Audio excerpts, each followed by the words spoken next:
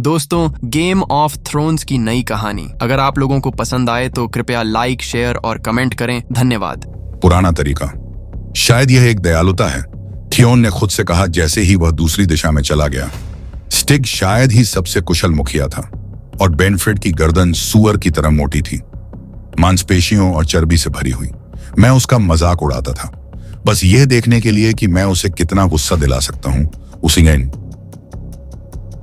उसे याद आया, यह क्या 3 साल पहले की बात है, जब नेड स्टार्क सर हेलमैन से मिलने टोरेन के स्क्वायर में गया था। थियोन उसके साथ था और उसने बेनफ्रेड की कंपनी में एक पखवाड़ा बिताया था। वह सड़क के उस मोड़ से जीत की कर्कश आवाजें सुन सकता था जहां लड़ाई लड़ी गई थी। अगर आप इसे लड़ाई कहने की हद तक चले जाएं, भेड़ों को मारने जैसा सच कहा जाए तो भेड़ों की खाल स्टील की बनी होती है, लेकिन फिर भी भेड़ें ही होती हैं। पत्थरों के ढेर पर चढ़ते हुए थियोन ने मरे हुए लोगों और मरते हुए घोड़ों को देखा। घोड़े इससे बेहतर के हकदार थे। टिमर और उसके भाइयों ने उन घोड़ों को इकट्ठा किया था जो लड़ाई से बिना किसी चोट के बच गए थे, जबकि उर्जेन और ब्लैक लॉरेन ने उन जानवरों को चुप करा दिया जो बुरी तरह से घायल हो गए थे और उन्हें बचाया नहीं जा सका। उसके बाकी आदमी लाशों को लूट रहे थे। गेविन हार्लो एक मरे हुए आदमी की छाती पर घुटनों के बल बैठा था, अंगूठी पाने के लिए उसकी उंगली काट रहा था, लोहे की कीमत चुका रहा था। मेरे प्रभु पिता इसे स्वीकार करेंगे। थियोन ने उन 2 लोगों के शवों की तलाश करने के बारे में सोचा जिन्हें उसने खुद मारा था, यह देखने के लिए कि क्या उनके पास लेने लायक कोई आभूषण है। लेकिन इस विचार ने उसके मुंह में कड़वाहट पैदा कर दी। वह कल्पना कर सकता था कि एडार्ड स्टार्क क्या कहता, फिर भी उस विचार ने उसे गुस्सा भी दिलाया। स्टार्क मर चुका है और सड़ रहा है, और मेरे लिए कुछ भी नहीं है, उसने खुद को याद दिलाया। बूढ़ा बोटली, जिसे फिशविस्कर कहा जाता था, अपने लूट के ढेर के पास बैठा हुआ था, जबकि उसके 3 बेटे उसमें और भी चीजें जोड़ रहे थे। उनमें से एक टॉड्रिक नाम के एक मोटे आदमी के साथ धक्का मुक्की कर रहा था, जो एक हाथ में बियर का सींग और दूसरे में कुल्हाड़ी लिए हुए मारे गए लोगों के बीच लड़खड़ा रहा था। उसने अपने पिछले मालिक के खून से सिर्फ थोड़ा सा दागदार सफेद फॉक्सफर का लबादा पहना हुआ था। नशे में थियोन ने उसे चिल्लाते हुए देखकर फैसला किया। ऐसा कहा जाता था कि पुराने जमाने के लौह पुरुष अक्सर युद्ध में खून के नशे में होते थे, इतने उन्मत्त कि उन्हें कोई दर्द महसूस नहीं होता था और किसी दुश्मन से भी नहीं डरते थे। लेकिन यह एक आम शराब का नशे में था। वैक्स, मेरा धनुष और तरकश। लड़का दौड़कर उन्हें ले आया। थियोन ने धनुष को मोड़ा और डोरी को उसके खांचे में फंसा दिया, जबकि टॉड्रिक ने बोटली लड़के को नीचे गिरा दिया और उसकी आंखों में बियर फेंक दी। फिश विस्कर गाली देते हुए उछला, लेकिन थियोन तेज था। उसने पीने के सींग को पकड़ने वाले हाथ को खींचा, उन्हें बात करने का मौका देने के लिए। लेकिन टॉड्रिक ने उसे एक तरफ झुकाकर बिगाड़ दिया। जैसे ही वह ढीला हुआ, तीर उसके पेट में जा लगा। लुटेरे मुंह बाए खड़े हो गए। थियोन ने अपना धनुष नीचे कर लिया। कोई शराबी नहीं, मैंने कहा, और लूट पर कोई झगड़ा नहीं। अपने घुटनों पर टॉड्रिक शोर मचाते हुए मर रहा था। बोटली, उसे चुप कराओ। फिश विस्कर और उसके बेटे तुरंत आज्ञा मानने के लिए तैयार हो गए। उन्होंने टॉड्रिक का गला काट दिया जब वह कमजोर ढंग से लात मार रहा था, और उसके मरने से पहले ही वे उसके लबादे, अंगूठियां और हथियार छीन रहे थे। अब वे जानते हैं कि मैं जो कह रहा हूं उसका मतलब है। लॉर्ड बैलन ने उसे आदेश दिया होगा, लेकिन थियोन जानता था कि उसके कुछ लोगों ने उसे देखने पर हरी भूमि से केवल एक नरम लड़के को देखा था। किसी और को प्यास लगी है? किसी ने जवाब नहीं दिया। अच्छा, उसने बेनेफ्रेड के गिरे हुए बैनर पर लात मारी, जो उसे उठाने वाले जमींदार के मृत हाथ में था। झंडे के नीचे एक खरगोश की खाल बंधी हुई थी। खरगोश की खाल क्यों? वह पूछना चाहता था, लेकिन उस पर थूकने के कारण वह अपने सवाल भूल गया था। उसने अपना धनुष वापस वैक्स को फेंक दिया और चला गया। वह काम यह याद करते हुए कि व्हिस्परिंग वुड के बाद वह कितना उत्साहित महसूस कर रहा था। वे मजाक कर रहे थे और गा भी रहे थे। टेलहार्ट के 3 पेड़ उनके ऊपर से बह रहे थे, जबकि खरगोश की खालें उनके भालों की नोक से बेवकूफी से फड़फड़ा रही थी। गोरस के पीछे छिपे तीरंदाजों ने तीरों की बारिश से गीत को बिगाड़ दिया था, और थियोन ने खुद अपने सैनिकों को खंजर, कुल्हाड़ी और वारहैमर के साथ कसाई का काम खत्म करने के लिए बाहर निकाला था।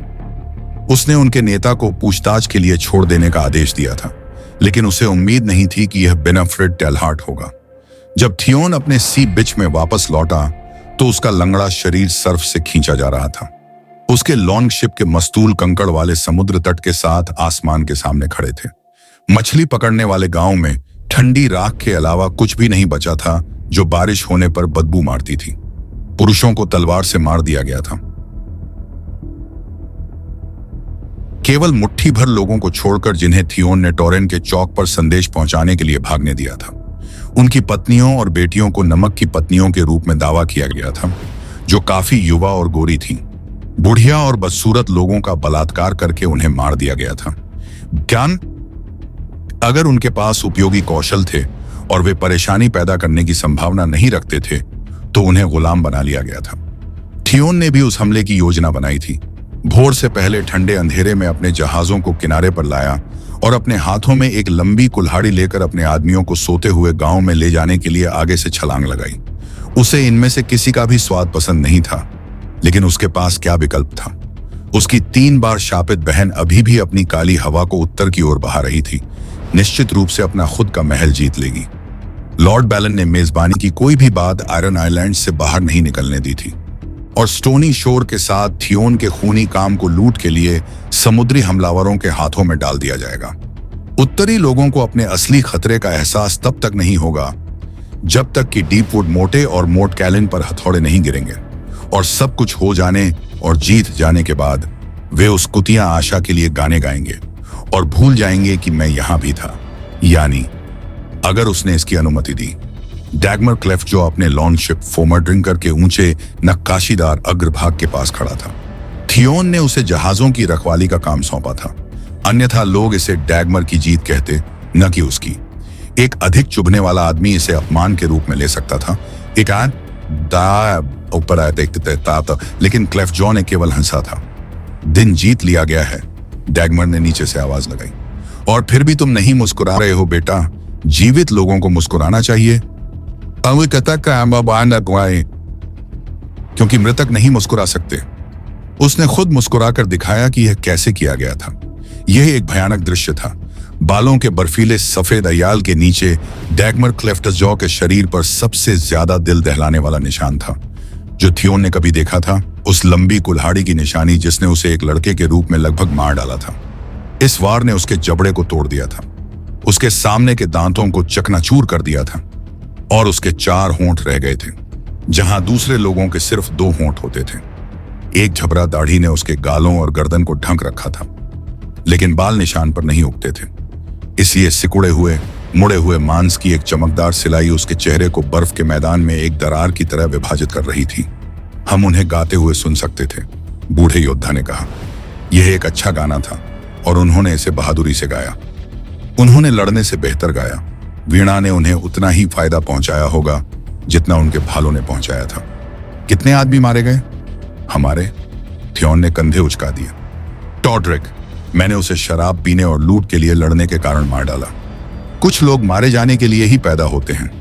एक कमतर आदमी शायद उसकी तरह डरावनी मुस्कान दिखाने से डरता। फिर भी डैगमर ने लॉर्ड बैलन की तुलना में अधिक बार और अधिक व्यापक रूप से मुस्कुराया। भले ही वह बदसूरत था, लेकिन उस मुस्कान ने सैकड़ों यादें वापस ला दी। थियोन ने इसे एक लड़के के रूप में अक्सर देखा था। जब उसने एक घोड़े को काई से ढकी दीवार पर कूदाया था, या एक कुल्हाड़ी फेंकी थी और एक लक्ष्य को चौकोर रूप से विभाजित किया था। उसने इसे तब देखा था जब उसने डैगमर की तलवार से एक वार को रोका था, जब उसने एक सीगल को पंख पर तीर मारा था, जब उसने टिलर को हाथ में लिया और झागदार चट्टानों के झुंड के बीच से एक लॉन्ग शिप को सुरक्षित रूप से चलाया था। उसने मुझे मेरे पिता और एडार्ड स्टार्क की तुलना में अधिक मुस्कुराहट दी, यहां तक कि रॉब को भी। उसे उस दिन मुस्कुराहट मिलनी चाहिए थी जब उसने ब्रैन को उस जंगली जानवर से बचाया था, लेकिन इसके बजाय उसे एक डांट मिली थी, जैसे कि वह कोई रसोइया हो जिसने स्टू को जला दिया हो। आपको और मुझे बात करनी चाहिए चाचा, थियोन ने कहा। डैगमर कोई सच्चा चाचा नहीं था, केवल एक शपथबद्ध आदमी शायद एक चुटकी ग्रेजॉय खून से 4 या 5 लोगों की जान बचा सकता है, और वह भी कंबल के गलत तरफ से। फिर भी थियोन ने हमेशा उसे चाचा कहा था। फिर मेरे डेक पर आओ। डैगमर से कोई महालॉर्ड्स नहीं थे, तब नहीं जब वह अपने डेक पर खड़ा था। आयरन द्वीप पर पाना प्रत्येक कप्तान अपने जहाज पर राजा था। वह 4 लंबे डगों में फोमर ड्रिंकर के डेक पर चढ़ गया और डैगमर उसे वापस तंग पिछली केबिन में ले गया। देखा जहां बूढ़े आदमी ने खट्टी एले का एक हॉर्न डाला और थियोन को भी वही देने की पेशकश की। उसने मना कर दिया। हमने पर्याप्त घोड़े नहीं पकड़े कुछ, लेकिन ठीक है, मेरे पास जो है वो मैं उसी से काम चला लूंगा। कम आदमी मतलब ज्यादा गौरव। हमें घोड़ों की क्या जरूरत है? मेरे पास एक और योजना है। उसने दूसरे को ध्यान से देखा कि वह उसे कैसे लेगा। क्लेफ्टजॉ के बिना वह सफल होने की उम्मीद नहीं कर सकता था। आदेश हो या न हो, अगर एरोन और डैगमर दोनों उसका विरोध करते हैं तो पुरुष कभी उसका पीछा नहीं करेंगे। ओसिनान और उसे खट्टे पुजारी को जीतने की कोई उम्मीद नहीं थी। तुम्हारे स्वामी पिता ने हमें तट पर उत्पात मचाने का आदेश दिया है, अब और नहीं। समुद्री झाग जैसी पीली आंखें उन झबरा सफेद भौहों के नीचे से थियोन को देख रही थीं। क्या यह उसकी अस्वीकृति थी जो उसने वहां देखी, या दिलचस्पी की चिंगारी? उसने सोचा, उम्मीद की तुम मेरे पिता के आदमी हो, उनके सबसे अच्छे आदमी, और हमेशा से रहे हो।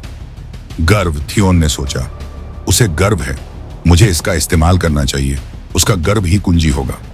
लौह द्वीप में कोई भी आदमी भाला या तलवार चलाने में इतना कुशल नहीं है। तुम बहुत लंबे समय से दूर हो बच्चे। जब तुम गए तो यह वैसा ही था जैसा तुम कहते हो, लेकिन मैं लॉर्ड ग्रेजॉय की सेवा में बूढ़ा हो गया हूं। गायक अब एंड्रिक को सबसे अच्छा बुलाते हैं। एंड्रिक द स्माइलिंग, वे उसका नाम रखते हैं। एक विशालकाय आदमी। वह ओल्ड विक के लॉर्ड ड्रम की सेवा करता। हाँ, ऐसा ही है, डैगमर ने कहा। पीने के सींग के चारों ओर मुड़ी हुई उंगलियां सोने, चांदी और कांसे की अंगूठियों से भारी थीं, जिनमें नीलम, गार्नेट और ड्रैगन ग्लास के टुकड़े जड़े थे। उसने हर एक के लिए लोहे की कीमत चुकाई थी। थियोन जानता था, अगर मेरी सेवा में तुम्हारे जैसा कोई आदमी होता तो मैं उसे इस बच्चे को परेशान करने और जलाने के काम में बर्बाद नहीं करता।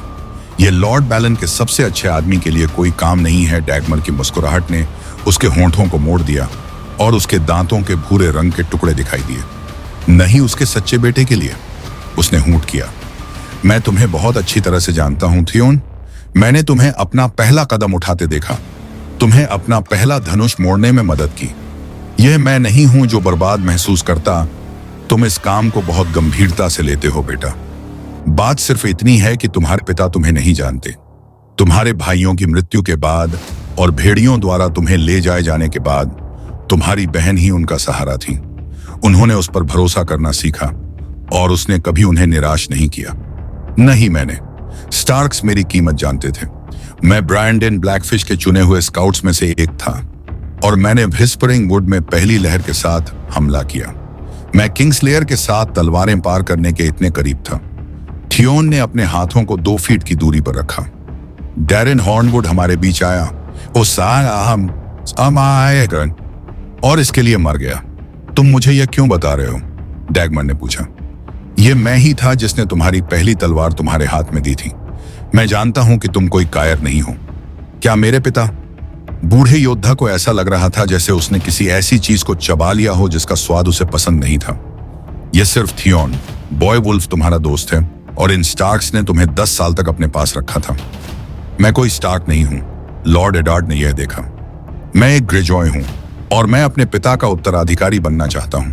मैं ऐसा कैसे कर सकता हूं जब तक कि मैं खुद को किसी महान कार्य से साबित न कर दूं। तुम युवा हो, अन्य युद्ध आएंगे और तुम अपने महान कार्य करोगे।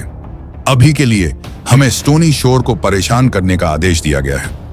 मेरे चाचा एरोन को यह देखने दो। मैं उसे 6 जहाज दूंगा, फोमर ड्रिंकर और सी बिच को छोड़कर, और वह अपने भगवान की इच्छा के अनुसार जल सकता है और डूब सकता है। आदेश तुम्हें दिया गया था, एरोन डैमफेयर को नहीं। जब तक परेशान किया जाता है तब तक क्या फर्क पड़ता है? कोई भी पुजारी वह नहीं कर सकता जो मैं करना चाहता हूं। नहीं, मैं तुमसे क्या मांगता हूं। मेरे पास एक काम है जिसे केवल डैगमर क्लेफ्टजॉ ही पूरा कर सकता है। डैगमर ने अपने सींग से एक लंबा घूंट लिया। मुझे बताओ। वह लुभाया गया है, थियोन ने सोचा। उसे इस लुटेरे का काम मुझसे बेहतर नहीं लगता। अगर मेरी बहन एक महल ले सकती है तो मैं भी ले सकता हूं। आशा के पास हमारे मुकाबले 4 गुना 5 गुना आदमी हैं। थियोन ने खुद को एक चालाक मुस्कान की अनुमति दी। लेकिन हमारे पास 4 गुना बुद्धि और 5 गुना साहस है।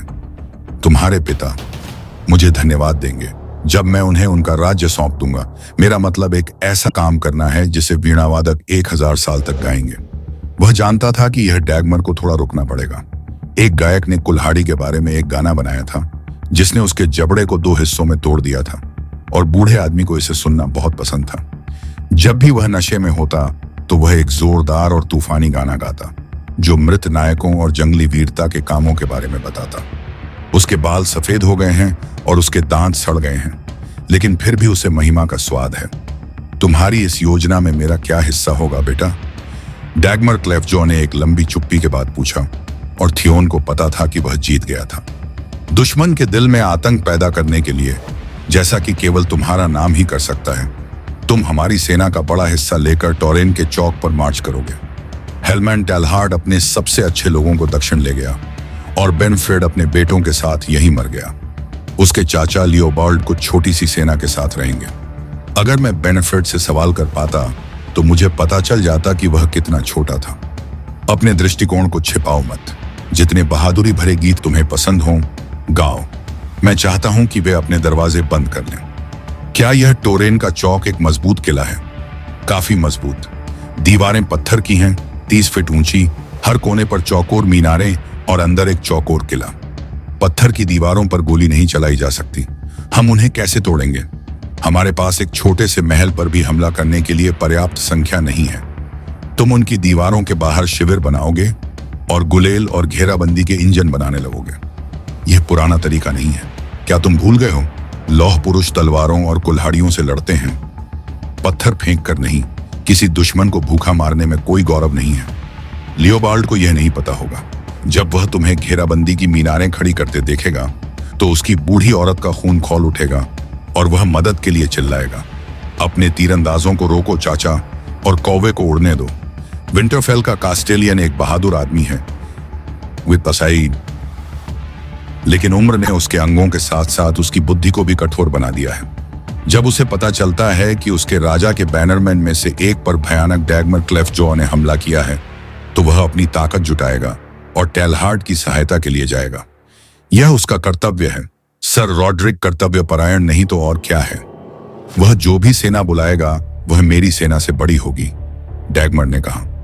और ये बूढ़े शूरवीर जितना तुम सोचते हो उससे कहीं अधिक चालाक हैं, अन्यथा वे अपने पहले सफेद बाल भी नहीं देख पाते। तुमने हमारे लिए ऐसी लड़ाई खड़ी कर दी है जिसे हम जीतने की उम्मीद नहीं कर सकते थियोन। ये टॉरहेंस स्क्वायर कभी नहीं गिरेगा। थियोन मुस्कुराया। मेरा मतलब टॉरहेंस स्क्वायर लेने से नहीं है। आर्या महल में भ्रम और कोलाहल का माहौल था। लोग शराब के पीपे, आटे की बोरियां और नए नए तीरों के बंडल लादने वाली गाड़ियों के बिस्तरों पर खड़े थे। ब्रेस्टप्लेट से निकले टेंट और जूते पहने हुए डेस्ट्रियर और पैक खच्चरों में सामान। मेल शर्ट को रेत के बैरल में फेंक दिया गया था और उन्हें साफ करने के लिए फ्लोस्टोन यार्ड की उबड़ खाबड़ सतह पर घुमाया गया था। वेसे की महिलाओं के पास मरम्मत करने के लिए 20 लबादे थे, धोने के लिए 100 और उच्च और विनम्र लोग प्रार्थना करने के लिए एक साथ सेप्ट में जमा हो गए।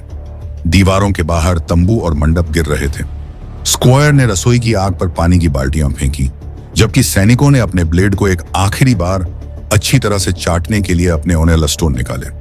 शोर एक बढ़ता हुआ ज्वार था। घोड़े फूंक रहे थे और हिनहिना रहे थे। लॉर्ड्स आदेश चिल्ला रहे थे। उसने एक वीरतापूर्ण प्रदर्शन किया, एक उत्साही लाल घोड़े पर सवार होकर जिसका अयाल उसी तांबे के रंग का था जो सरडम के कंधों से नीचे तक लहराते लंबे बालों के समान था। घोड़े को कांस्य रंग के लबादे में सजाया गया था जो सवार के लबादे से मेल खाता था और जलते हुए पेड़ से अलंकृत था। महल की कुछ महिलाएं उसे जाते देखकर रो पड़ी। वेसे ने कहा कि वह एक महान घुड़सवार और तलवार चलाने वाला था, लॉर्ड टाइविन का सबसे साहसी कमांडर।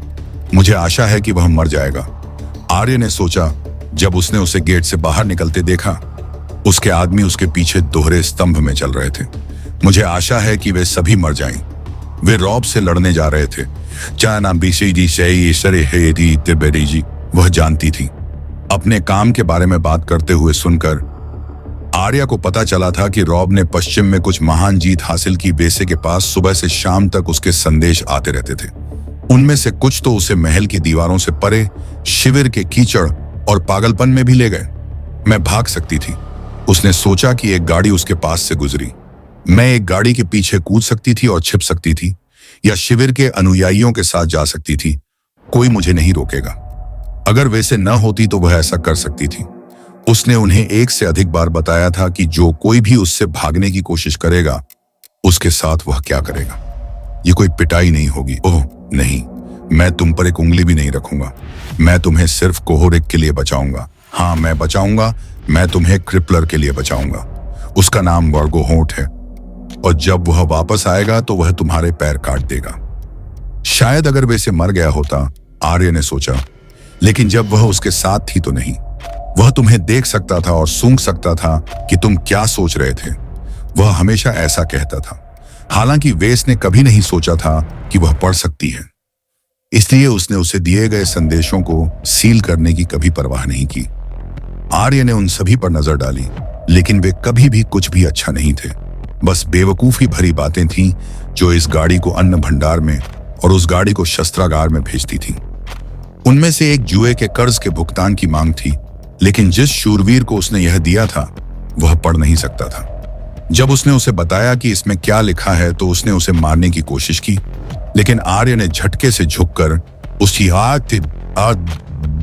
उसकी काठी से चांदी की पट्टियों वाला पीने का सींग छीन लिया और भाग गया। शूरवीर दहाड़ता हुआ उसके पीछे आया, लेकिन वह दो रास्तों के बीच से फिसल गई, तीरंदाजों की भीड़ के बीच से निकल गई और शौचालय की खाई को पार कर गई। अपने मेल में वह नहीं रह सका। जब उसने वीज को सींग दिया तो उसने उससे कहा कि उसके जैसे स्मार्ट छोटे वीजल को इनाम मिलना चाहिए। आज रात को खाने के लिए मेरी नजर एक मोटे कुरकुरे कैपोन पर है। हम इसे साझा करेंगे, मैं और तुम। तुम्हें यह पसंद आएगा। वह जहां भी जाती, आर्या जैकेनेज घर को खोजती, उससे दूसरा नाम फुसफुसाना चाहती थी, इससे पहले कि वह जिससे नफरत करती थी वह सब उसकी पहुंच से बाहर हो जाए। लेकिन अराजकता और भ्रम के बीच लोराथी भाड़े का सैनिक नहीं मिला।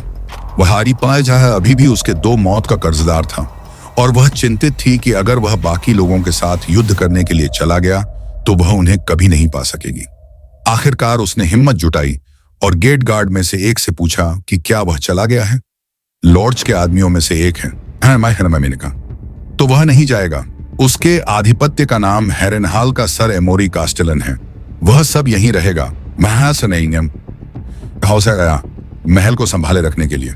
खूनी मम्मर भी चारागाह में रह जाएंगे। वह बकरी जिस पर वर्गो होंठ थूकना पसंद करता है, वह और लॉर्ड्स हमेशा एक दूसरे से नफरत करते रहे हैं। हालांकि माउंटेन लॉर्ड टाइविन के साथ जाएगा। वह युद्ध में वैन की कमान संभालेगा, जिसका मतलब था कि डनसेन, पोलिवर और रैफ सभी उसके हाथों से फिसल जाएंगे जब तक कि वह जैकेन को न पाले और उनके जाने से पहले उनमें से किसी एक को न मार दे। वीज ने उस दोपहर कहा, शस्त्रागार में जाओ और ल्यूकन को बताओ कि सर लियोनेल ने अभ्यास में अपनी तलवार को काट लिया है और उसे एक नई की आवश्यकता है। यह उसका निशान है। उसने उसे कागज का एक चौकोर टुकड़ा दिया। अब जल्दी करो, उसे सर केवन लैनिस्टर के साथ सवारी करनी है।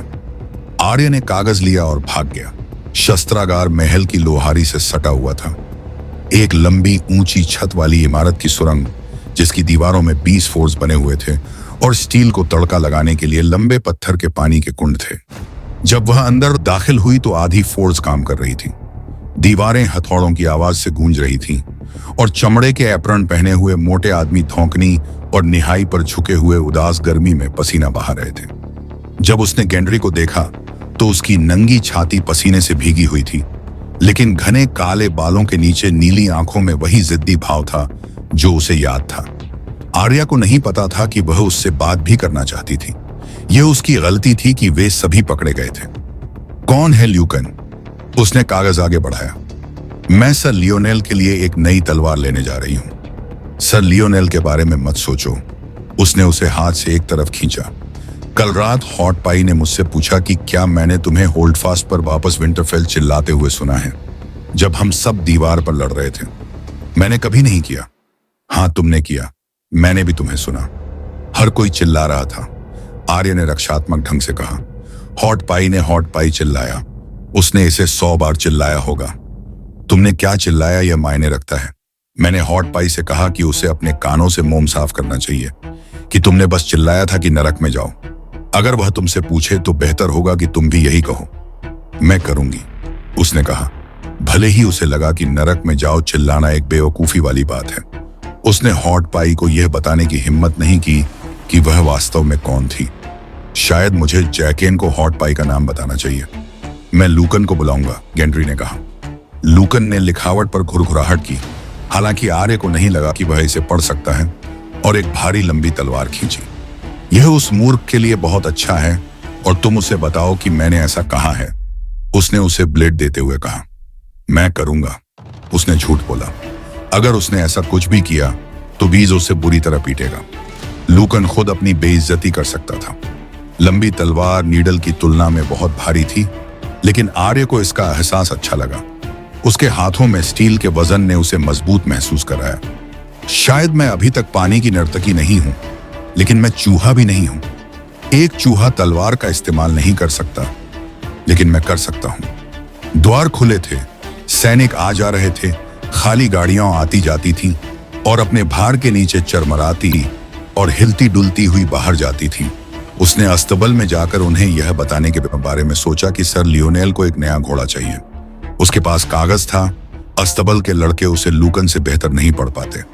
मैं घोड़ा और तलवार लेकर बस निकल सकता था। अगर पहरेदार मुझे रोकने की कोशिश करते तो मैं उन्हें कागज दिखाता और कहता कि मैं सब कुछ सर लियोनेल के पास ले जा रहा हूं। हालांकि उसे इस बात का कोई अंदाजा नहीं था कि सर लियोनेल कैसे दिखते थे या उन्हें कहां ढूंढा जा सकता था। अगर वे उससे सवाल करते तो उन्हें पता चल जाता, और फिर वैसे जैसे ही उसने अपने होंठ चबाए, यह सोचने की कोशिश नहीं की कि उसके पैर कट जाने पर कैसा लगेगा। चमड़े की जैकेट और लोहे की हेलमेट पहने तीरंदाजों का एक समूह उनके पास से गुजरा। उनके धनुष उनके कंधों पर लटके हुए थे। आर्या ने उनकी बातचीत के कुछ अंश सुने। दिग्गज, मैं तुमसे कहता हूं, उसके पास दीवार के उस पार से 20 फुट लंबे दिग्गज उतरे हैं। उस कुत्तों की तरह उसका पीछा करो। इतनी जल्दी उन पर आना स्वाभाविक नहीं है। बहदार रात में और सब, वह आदमी से ज्यादा भेड़िया है। वे सभी स्टार्क हैं। अपने भेड़ियों और दिग्गजों पर बकवास करो। अगर वह जानता कि हम आ रहे हैं तो लड़का अपनी पैंट में पेशाब कर देगा। वह हारे नहाल पर मार्च करने के लिए पर्याप्त आदमी नहीं था, है ना? वह दूसरी तरफ भाग गया, है ना? अगर उसे पता होता कि उसके लिए सबसे अच्छा क्या है तो वह अभी भाग जाता। तो तुम कहते हो, लेकिन हो सकता है कि लड़का कुछ ऐसा जानता हो जो हम नहीं जानते। शायद हमें ही भाग जाना चाहिए। हाँ, आर्य ने सोचा। हाँ, यह तुम ही हो जिसे भागना चाहिए।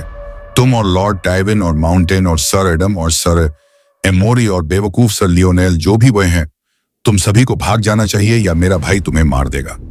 वह एक स्टार्क है। वह आदमी से ज्यादा भेड़िया है, और मैं भी। वीजल, वीज की आवाज चाबुक की तरह फटी। उसने कभी नहीं देखा कि वह कहां से आया था, लेकिन अचानक वह उसके सामने था। मुझे वह दे दो, तुम्हें बहुत समय लग गया। उसने उसकी उंगलियों से तलवार छीन ली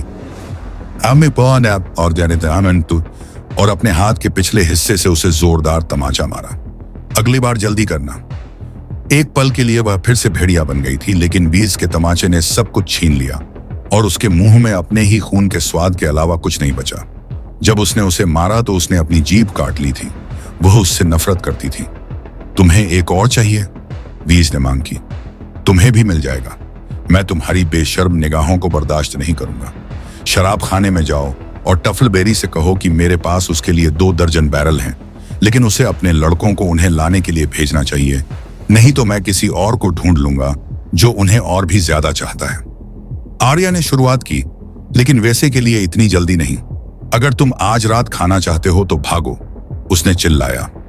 एक मोटा कुरकुरा कैपोन का उसका वादा पहले ही भूल चुका था। और फिर से खो मत जाना, नहीं तो मैं कसम खाता हूं कि मैं तुम्हें बुरी तरह हरा दूंगा। तुम नहीं करोगे, आर्य ने सोचा। तुम फिर कभी नहीं करोगे। लेकिन वह भाग गई। उत्तर के पुराने देवता उसके कदमों का मार्गदर्शन कर रहे होंगे। शराब खाने के आधे रास्ते में जब वह विधवा के टॉवर और किंग्सपायर के बीच बने पत्थर के पुल के नीचे से गुजर रही थी तो उसने कर्कश गरजने वाली हंसी सुनी। रॉड्स 3 अन्य पुरुषों के साथ एक कोने से आया। उनके दिलों पर सर एमोरी का मैंटिकोट बैज सिल दिया गया था। जब उसने उसे देखा तो वह रुक गया और मुस्कुराया, चमड़े के फ्लैप के नीचे टेढ़े मेढ़े भूरे दांत दिखाते हुए, जिसे वह कभी कभी अपने चेहरे के छेद को ढकने के लिए पहनता था। योरेन की छोटी चूत, उसने उसे पुकारा। लगता है कि हम जानते हैं कि वह काला कमीना तुम्हें दीवार पर क्यों चाहता था, है ना? वह फिर से हंसा और बाकी लोग भी उसके साथ हंसे। अब तुम्हारी छड़ी कहाँ है? रॉर्ज ने अचानक पूछा। मुस्कान उतनी ही जल्दी चली गई जितनी जल्दी आई थी। मुझे लगता है कि मैंने तुम्हें इससे छोड़ने का वादा किया था। उसने उसकी ओर एक कदम बढ़ाया। आर्या पीछे की ओर खिसक गई। अब मैं इतनी बहादुर नहीं हूं क्योंकि मैं जंजीरों में नहीं हूं, है ना? मैंने तुम्हें बचाया। उसने उन दोनों के बीच एक अच्छा गज की दूरी बनाए रखी। अगर वह उसे पकड़ने की कोशिश करता तो सांप की तरह तेजी से भागने के लिए तैयार रहती। लगता है इसके लिए तुम्हें एक और चुदाई करनी होगी। क्या योरेन ने तुम्हारी चूत को दबाया या उसे वह टाइट छोटी गांठ ज्यादा पसंद आई? मैं जैकेन को ढूंढ रही हूं, उसने कहा। एक संदेश है। रॉर्ज रुक गया, उसकी आंखों में कुछ। क्या यह हो सकता है कि वह जैकेन ने एज घर से डर गया था? स्नान घर, मेरे रास्ते से हट जाओ। आर्या ने चक्कर लगाया और भागी, हिरण की तरह तेज। उसके पैर पूरे रास्ते पत्थरों पर उड़ते हुए स्नान घर तक पहुंचे। उसने जैकेन को टब में भीगते हुए पाया। उसके चारों ओर भाप उठ रही थी, जबकि एक सेवारत लड़की उसके सिर पर गर्म पानी डाल रही थी। उसके लंबे बाल एक तरफ लाल और दूसरी तरफ सफेद, उसके कंधों पर गिरे हुए थे, गीले और भारी। वह एक छाया की तरह चुपचाप आगे बढ़ी, लेकिन उसने फिर भी अपनी आंखें खोली। वह छोटे चूहों के पैरों पर चुपके से आती है, लेकिन एक आदमी सुन लेता है, उसने कहा। वह मुझे कैसे सुन सकता है? उसने सोचा, और ऐसा लगा जैसे उसने भी सुना हो। पत्थर पर चमड़े की खरोंच खुले कानों वाले आदमी के लिए युद्ध के सींगों की तरह जोर से गाती है। चतुर लड़कियां और नंगे पैर चलती हैं। मेरे पास एक संदेश है। आर्या ने अनिश्चित भाव से सेवा करने वाली लड़की को देखा। जब उसे लगा कि वह जाने वाली नहीं है तो वह झुक गई, जब तक कि उसका मुंह लगभग उसके कान को छूने वाला नहीं था। वीज बस्ते ने, उसने फुसफुसाया। जैकेन एजगर ने फिर से अपनी आंखें बंद कर ली, सुस्ती से तैरते हुए। अपने आधिपत्य से कहो कि एक आदमी उनके अवकाश पर उनके पास आएगा। उसका हाथ अचानक चला गया। उस पर हेलो दोस्तों, ये हमारा वीडियो है। वीडियो को आप ले सकते हैं, हमें कोई समस्या नहीं है। नॉवेल ऑफ किंग चैनल को सब्सक्राइब करें, लाइक, शेयर और ज्यादा से ज्यादा कमेंट करना। अगले पार्ट के लिए धन्यवाद। गर्म पानी छिड़का और आर्या को भीगने से बचने के लिए पीछे हटना पड़ा। जब उसने टफलबेरी को बताया कि वीज ने क्या कहा था, तो शराब बनाने वाले ने जोर से गाली दी। तुम वीज से कहो कि मेरे लड़कों को काम निपटाना है, और तुम उससे कहो कि वह एक चेचक से ग्रस्त कमीना है, और मेरे शराब का एक और सींग पाने से पहले 7 नरक जम जाएंगे। मैं 1 घंटे के भीतर उन बैरल को ले आऊंगा, या लॉर्ड टाइविन को इसके बारे में पता चल जाएगा। देखें कि क्या वह ऐसा करते हैं या नहीं। वेज ने भी शाप दिया जब आर्या ने वह संदेश वापस लाया। भले ही उसने चेचक से ग्रस्त कमीने भाग को छोड़ दिया था, वह गुस्से में था और धमकी दी, लेकिन अंत में उसने 6 लोगों को इकट्ठा किया और उन्हें शराब की भट्टी में बैरल लाने के लिए बड़बड़ाते हुए भेज दिया। उस शाम का खाना जौ, प्याज और गाजर का पतला स्टू था, जिसमें बासी ब्राउन ब्रेड का एक टुकड़ा था। महिलाओं में से एक ने वेज के बिस्तर पर सोना शुरू कर दिया था, और उसे पके हुए नीले पनीर का एक टुकड़ा भी मिला, और कैपोन का एक पंख, जिसके बारे में वेज ने उस सुबह बात की थी। उसने बाकी को खुद खा लिया। चर्बी उसके मुंह के कोने पर फोड़े के माध्यम से एक चमकदार रेखा में बह रही थी। काले मांस के कुछ टुकड़े अभी भी एक जांग पर चिपके हुए थे। वह भूल गया था, लेकिन अब उसे याद आ गया है, आर्य ने सोचा। जैकन को उसे मारने के लिए कहने पर उसे बुरा लगा। वह बेंच से उतरी और मेज के सिरहाने चली गई। मैंने देखा कि तुम मेरी तरफ देख रही हो। वीज ने अपनी उंगलियां उसकी शिफ्ट के सामने पहुंची। फिर उसने एक हाथ से उसका गला पकड़ा और दूसरे हाथ से उसे थप्पड़ मारा। मैंने तुम्हें क्या कहा था? उसने उसे फिर से थप्पड़ मारा। इससे ऐसा आया, अब पीछे से। अपनी आंखें अपने पास रखो, या अगली बार मैं एक चम्मच निकालकर अपनी कुतिया को खिला दूंगा। एक धक्का लगने से वह लड़खड़ाती हुई फर्श पर गिर गई। उसकी हेम टूटी हुई लकड़ी की बेंच में एक ढीली कील पर फंस गई और गिरते ही फट गई। तुम सोने से पहले इसे ठीक कर लोगे, वेसे ने घोषणा की और कैपोन से मांस का आखिरी टुकड़ा निकाला। जब वह समाप्त हो गया तो उसने अपनी उंगलियों को जोर से चूसा और हड्डियों को अपने बदसूरत धब्बेदार कुत्ते को फेंक दिया। वैसे, आर्या ने उस रात फुसफुसाते हुए कहा जब वह अपनी शिफ्ट में फटे हुए हिस्से पर झुकी थी। डनसेन, ओलिवर, रैफ द स्वीटलिंग, उसने कहा। हर बार जब वह बिना रंगे ऊन में हड्डी की सुई को धकेलती थी तो एक नाम पुकारती थी। Tickler and Hound, sir Gregor और आइडियरी की मरी, sir Ilyn, sir Meryn, king Joffrey, queen Cersei. वह सोच रही थी कि उसे अपनी प्रार्थना में वीज को कब तक शामिल करना होगा, और यह सपना देखते हुए सो गई कि कल जब वह जागेगी तो वह मर चुका होगा। लेकिन यह वीज के बूट की तीखी नोक थी जिसने उसे जगाया, हमेशा की तरह। लॉर्ड टाइबिन के मेजबान की मुख्य ताकत इस दिन सवार होगी। उन्होंने उन्हें ऑटकेक्स पर अपना उपवास तोड़ते हुए बताया। आप में से कोई भी यह ना सोचे कि लैनिस्टर के भगवान के चले जाने के बाद यहाँ सब कुछ कितना आसान हो जाएगा। उस उन्होंने चेतावनी दी। महल छोटा नहीं होगा, मैं तुमसे वादा करता हूं। बस अब इसे संभालने के लिए कम हाथ होंगे। तुम बहुत से आलसी लोग अब सीखोगे कि काम क्या होता है। हाँ, तुम सीखोगे, तुमसे नहीं। आर्य ने अपना ओटकेक उठाया। वैसे ने उस पर भौहें सिकोड़ी, मानो उसे उसका रहस्य पता चल गया हो। जल्दी से उसने अपनी नजर अपने खाने पर डाल दी और फिर से अपनी आंखें ऊपर उठाने की हिम्मत नहीं की। जब लॉर्ड टाइविन लैनिस्टर ने हैरनहाल से विदा ली तो यार्ड में पीली रोशनी भर गई। आर्य ने वेलिंग टॉवर के आधे रास्ते पर एक धनुषाकार खिड़की से देखा। उसके चार्जर ने तामचीनी लाल रंग के तराजू और सोने का पानी चढ़ा हुआ क्रिनेट और चैम्फ्रॉन का एक कंबल पहना था, जबकि लॉर्ड टाइविन ने खुद एक मोटा एरमाइन लबादा पहना हुआ था। उनके भाई सर केवन भी उतने ही शानदार दिख रहे थे। उनके आगे कम से कम 4 ध्वजवाहक चल रहे थे, जो सुनहरे शेड से सजे विशाल लाल रंग के बैनर लिए हुए थे। लैनिस्टर्स के पीछे उनके महान लॉर्ड्स और कैप्टन थे। उनके बैनर फड़फड़ा रहे थे।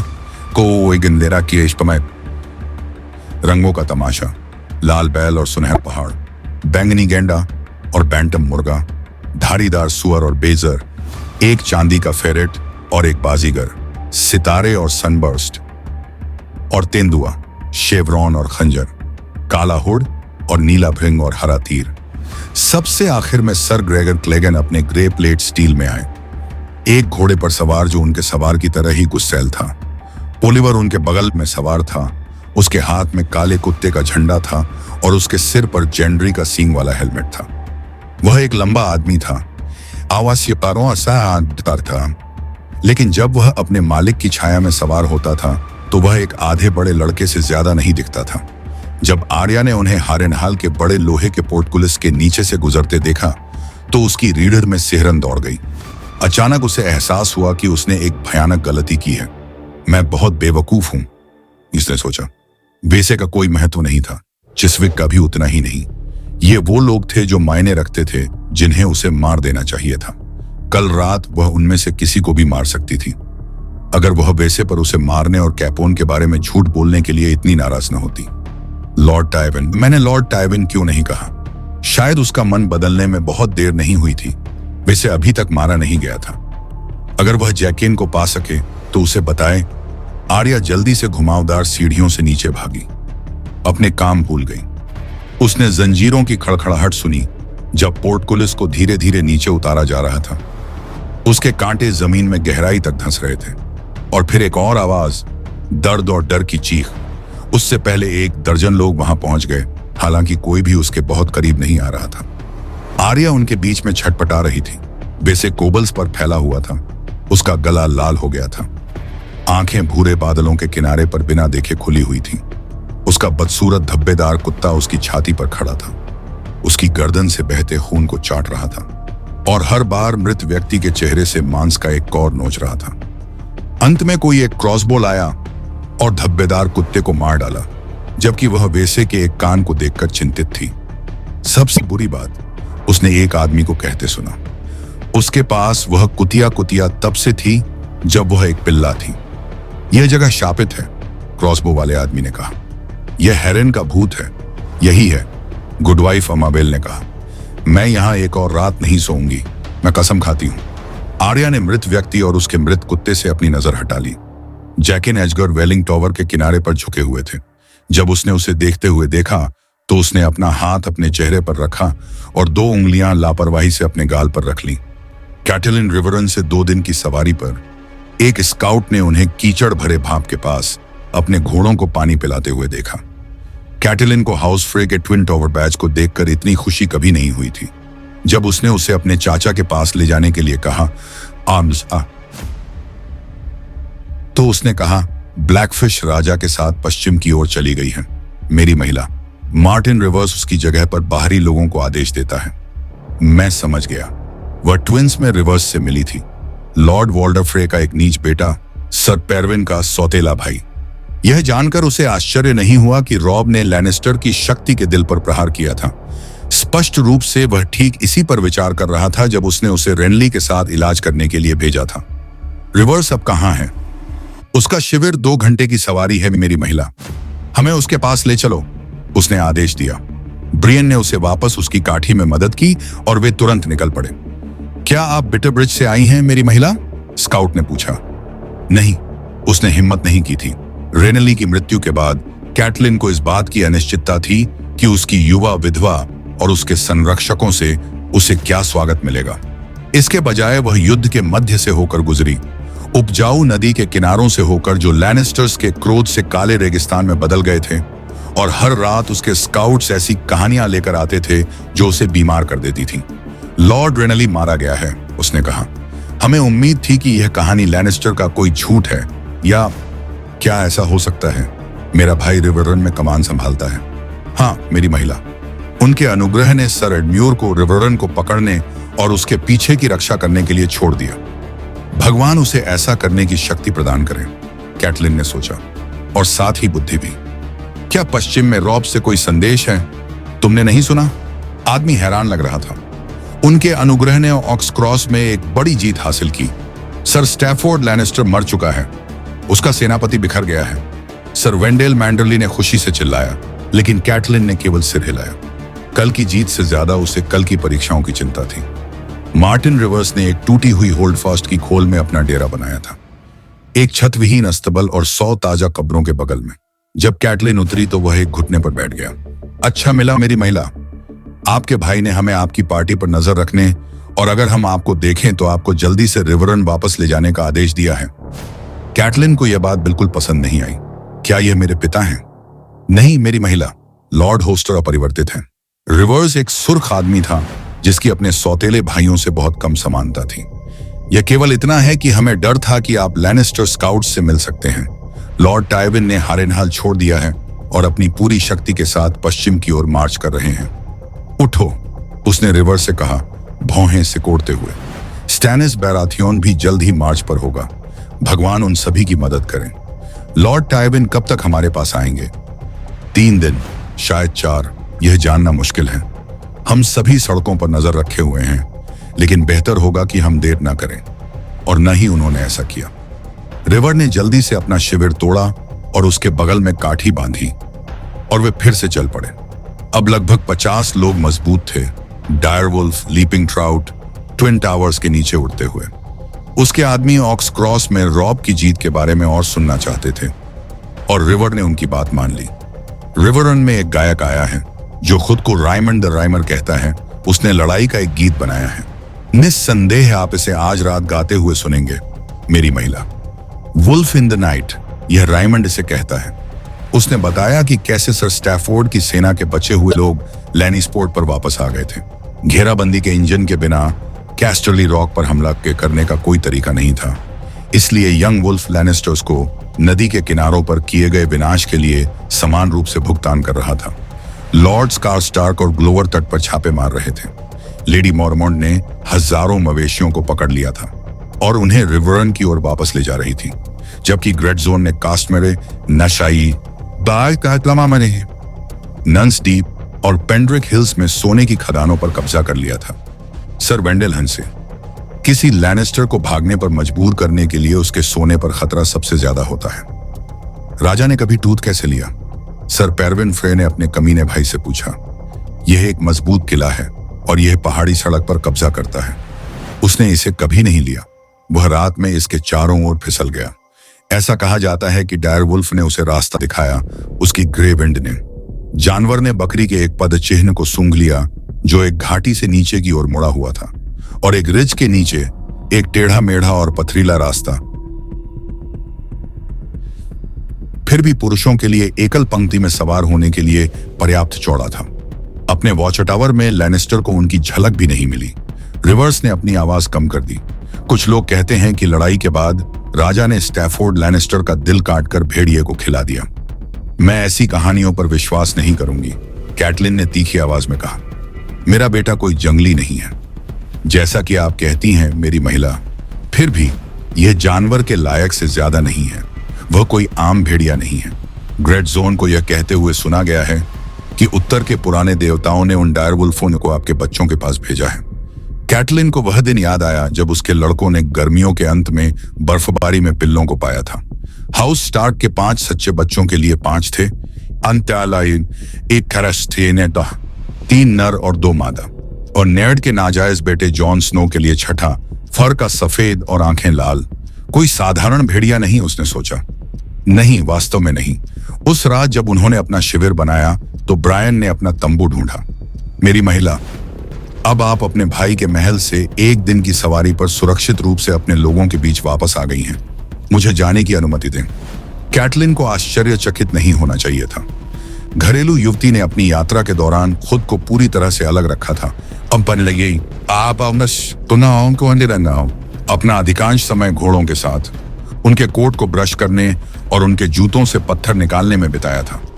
उसने शैड को खाना पकाने और खेल को साफ करने में भी मदद की थी, और जल्द ही साबित कर दिया कि वह किसी भी तरह से शिकार कर सकती है। वह हर दिन उनके साथ सवार होती थी और हर रात उनके बीच सोती थी, लेकिन कभी भी वास्तव में उनमें से एक नहीं बनी। जब वह रेनली के साथ थी तब भी ऐसा ही था, कैटलिन ने सोचा। दावत में, हाथापाई में, यहां तक कि रेनली के मंडप में अपने रेनबो गार्ड के भाइयों के साथ। विंटरफेल की तुलना में इस एक के चारों ओर दीवारें ऊंची हैं। यदि आप हमें छोड़ देते हैं तो आप कहां जाएंगे? कैटलिन ने उससे पूछा। वापस, ब्रियन ने कहा, तूफान के अंत में, अकेले। यह कोई सवाल नहीं था। चौड़ा चेहरा शांत पानी का एक तालाब था जो इस बात का कोई संकेत नहीं देता था कि नीचे की गहराई में क्या रह सकता है। हाँ, तुम्हारा मतलब स्टैनिस को मारना है। ब्रियन ने अपनी मोटी कठोर उंगलियों को अपनी तलवार की मूठ के चारों ओर लपेटा। वह तलवार जो उसकी थी। मैंने कसम खाई थी। मैंने 3 बार कसम खाई। तुमने मेरी बात सुनी? मैंने सुनी, कैटलिन ने स्वीकार किया। लड़की ने अपने खून से सने कपड़ों को त्यागने के बाद इंद्रधनुषी लवादा रख लिया था। मैं एहसान यहाँ जानती थी। ब्रियन की अपनी चीजें उनके भागने के दौरान पीछे रह गई थीं, और उसे सर वेंडेल के अतिरिक्त कपड़ों के अजीबोगरीब टुकड़ों को पहनने के लिए मजबूर होना पड़ा था, क्योंकि उनके दल में किसी और के पास उसके लिए पर्याप्त बड़े कपड़े नहीं थे। शपथों का पालन किया जाना चाहिए, मैं सहमत हूं, लेकिन स्टैनिस के पास उसके चारों ओर एक महान सेना है, और उसके अपने रक्षकों ने उसे सुरक्षित रखने की शपथ ली है। मैं उसके रक्षकों से नहीं डरती। मैं उनमें से किसी के बराबर ही अच्छी हूं। मुझे कभी भागना नहीं चाहिए था। क्या यही बात तुम्हें परेशान करती है कि कोई मूर्ख तुम्हें कायर कह सकता है? उसने आह भरी। रेनली की मौत में तुम्हारी कोई गलती नहीं थी। आपने उनकी बहादुरी से सेवा की, की, लेकिन जब आप पृथ्वी पर उनका अनुसरण करना चाहते हैं तो आप किसी की सेवा नहीं करते। उसने एक हाथ बढ़ाया, वह आराम देने के लिए जो एक स्पर्श दे सकता था। मुझे पता है कि यह कितना कठिन है। ब्रियन ने अपना हाथ झटक दिया। कोई नहीं जानता। आप गलत हैं, कैटलिन ने तेजी से कहा। हर सुबह जब मैं जागती हूं मुझे याद आता है कि नेड चला गया है। मेरे पास तलवार चलाने का कोई कौशल नहीं है, लेकिन इसका मतलब यह नहीं है कि मैं किंग्स लैंडिंग की सवारी करने और सेर्सी लैनिस्टर के सफेद गले के चारों ओर अपने हाथों को लपेटने और तब तक निचोड़ने का सपना नहीं देखती जब तक कि उसका चेहरा काला न हो जाए। सौंदर्य ने अपनी आंखें उठाई, काक के रह। उसका एकमात्र हिस्सा जो वास्तव में सुंदर था। यदि आप यह सपना देखते हैं तो आप मुझे रोकना क्यों चाहते हैं? क्या यह स्टैनिस द्वारा वार्ता में कही गई बात की वजह से है? क्या ऐसा था? कैटलिन ने शिविर में नजर डाली। फिर भी मुझे यह भी सिखाया गया था कि राजा देवता बनाते हैं, इंसानों की तलवारें नहीं। यदि स्टैनिस हमारा असली राजा है, वह नहीं है। रॉबर्ट भी कभी असली राजा नहीं था, यहां तक कि रेनली ने भी इतना ही कहा। जैमे लैनिस्टर ने असली राजा की हत्या कर दी। जब रॉबर्ट ने ट्राइडेंट पर अपने वैध उत्तराधिकारी को मार डाला, तब देवता कहां थे? देवताओं को इंसानों की परवाह नहीं है, ठीक वैसे ही जैसे राजा किसानों की परवाह नहीं करते। एक अच्छा राजा परवाह करता है। लॉर्ड रेनली, उनकी कृपा, वह सबसे अच्छा राजा होता। मेरी लेडी, वह बहुत अच्छा था। वह रिचेन भाई, वह चला गया है ब्रियन, उसने कहा। जितना वह कर सकती थी धीरे से। स्टेनिस और जोफ्रे रह गए हैं, और मेरा बेटा भी। वह नहीं करेगा, मुझे नहीं पता। मेरा बेटा राजा हो सकता है, लेकिन मैं कोई रानी नहीं हूं। सिर्फ एक मां हूं जो अपने बच्चों को सुरक्षित रखेगी, चाहे वह किसी भी तरह से कर सके। मैं मां बनने के लिए नहीं बनी हूं। मुझे लड़ना होगा तो लड़ो, लेकिन जीवितों के लिए, मृतकों के लिए नहीं। रेनली के दुश्मन रॉब के भी दुश्मन हैं। ब्रायन ने जमीन पर देखा और अपने पैर घसीटते हुए कहा, मैं आपके बेटे को नहीं जानती मेरी रानी। उसने ऊपर देखा। मैं आपकी सेवा कर सकती हूं अगर आप मुझे चाहते। कैटलिन चौंक गई। मैं ही क्यों? यह सवाल ब्रायन को परेशान करने लगा। तुमने मेरी मदद की मंडप में, जब उन्हें लगा कि मेरे पास जो है, तुम निर्दोष थे। फिर भी तुम्हें ऐसा करने की जरूरत नहीं थी। तुम उन्हें मुझे मारने दे सकते थे। मैं तुम्हारे लिए कुछ भी नहीं था। शायद मैं अकेला नहीं रहना चाहता था, जो वहां जो कुछ हुआ था उसका काला सच जानता हो। कैटलिन ने सोचा। ब्रायन, मैंने वर्षों से कई अच्छी महिलाओं को अपनी सेवा में लिया है, लेकिन तुम जैसी कभी नहीं। मैं कोई युद्ध कमांडर नहीं हूं। नहीं, लेकिन तुम में साहस है। शायद युद्ध का साहस नहीं, लेकिन मैं नहीं जानता, एक तरह की महिला का साहस। और मुझे लगता है जब समय आएगा तो तुम मुझे रोकने की कोशिश नहीं करोगे। मुझसे यह वादा करो कि तुम मुझे स्टैनिस से नहीं रोकोगे। कैटलिन अभी भी स्टैनिस को यह कहते हुए सुन सकती थी कि रॉब की बारी भी समय पर आएगी। यह उसकी गर्दन के पीछे ठंडी सांस की तरह था। जब समय आएगा, मैं तुम्हें रोक नहीं होंगी। लंबी लड़की ने अजीब तरह से घुटनों के बल बैठकर रेनली की लंबी तलवार निकाली और उसे अपने पैरों पर रख दिया। तो मैं तुम्हारी हूं मेरी महिला, आपका स्वामी या जो भी आप चाहें। मैं आपकी पीठ की रक्षा करूंगा और आपकी सलाह का पालन करूंगा, और यदि जरूरत पड़ी तो आपके लिए अपना जीवन दे दूंगा। मैं पुराने और नए देवताओं की कसम खाता हूं, और मैं कसम खाता हूं कि तुम्हारे लिए हमेशा मेरे चूल्हे के पास एक जगह होगी और मेरी मेज पर मांस और मधु होगा। और मैं आपसे ऐसी कोई सेवा नहीं मांगने का वचन देता हूं जिससे आपको अपमान मिले। मैं पुराने और नए देवताओं की कसम खाता हूं। उठो। जैसे ही उसने दूसरी महिला के हाथों को अपने हाथों के बीच जकड़ा, कैटलिन मुस्कुराने से खुद को रोक नहीं पाई। वे अगले दिन देर रात रेड फोर्क से गुजरे, रिवरन के ऊपर, जहां नदी ने एक विस्तृत लूप बनाया और पानी मैला और उथला हो गया। क्रॉसिंग की सुरक्षा मैलिस्टर के ईगल बैज पहने हुए तीरंदाजों और भालेबाजों की एक मिश्रित सेना द्वारा की जाती थी। जब उन्होंने कैटलिन के बैनर देखे तो वे अपने नुकीले खूंटे के पीछे से निकले और दूर किनारे से एक आदमी को उसके दल का नेतृत्व करने के लिए भेजा। धीरे धीरे और सावधानी से मिसेज, उसने चेतावनी दी, क्योंकि उसने उसके घोड़े की लगाम पकड़ी। हमने पानी के नीचे लोहे की कीलें लगाई हैं, आप देख सकते हैं, और वहां उन चट्टानों के बीच कैल्ट्रॉप बिखरे हुए हैं। यह आपके भाई के आदेश से सभी घाटों पर एक जैसा है। एडम्योर यहां लड़ने के बारे में सोचती है। इस एहसास ने उसे आंत में घबराहट महसूस कराई, लेकिन उसने अपनी जुबान पर काबू रखा। रेड फोक और टम्बलस्टोन के बीच वे रिवरन की सुरक्षा के लिए छोटे लोगों की एक धारा में शामिल हो गए। कुछ लोग उनके आगे जानवरों को हाँक रहे थे, दूसरे लोग रास्ते खींच रहे थे, लेकिन कैटलिन के आगे बढ़ने पर उन्होंने रास्ता बना लिया और टुली या स्टार्क चिल्लाकर उसका उत्साहवर्धन किया। महल से आधा मील दूर वह एक बड़े शिविर से गुजरी, जहां ब्लैकवुड्स का लाल झंडा लॉर्ड के तंबू के ऊपर लहरा रहा था। लुकास ने अपने पिता लॉर्ड टाइटोस को खोजने के लिए वहां से विदा ली। बाकी लोग आगे बढ़ गए। कैटलिन ने टम्बलस्टोन के उत्तर में किनारे पर एक दूसरा शिविर देखा। हवा में लहराते परिचित झंडे, मार्क पाइपर की नाचती युवती, डैरी का हलवाहा, पेजेस के लाल और सफेद सांप, वे सभी उसके पिता के बैनरमैन थे, ट्राइडेंट के स्वामी। उनमें से अधिकांश ने अपनी भूमि की रक्षा के लिए रिवरन को उससे पहले ही छोड़ दिया था। अगर वे फिर से यहां थे,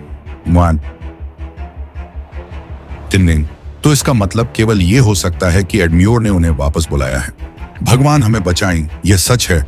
उसका मतलब लॉर्ड टाइविन से युद्ध की पेशकश करना था।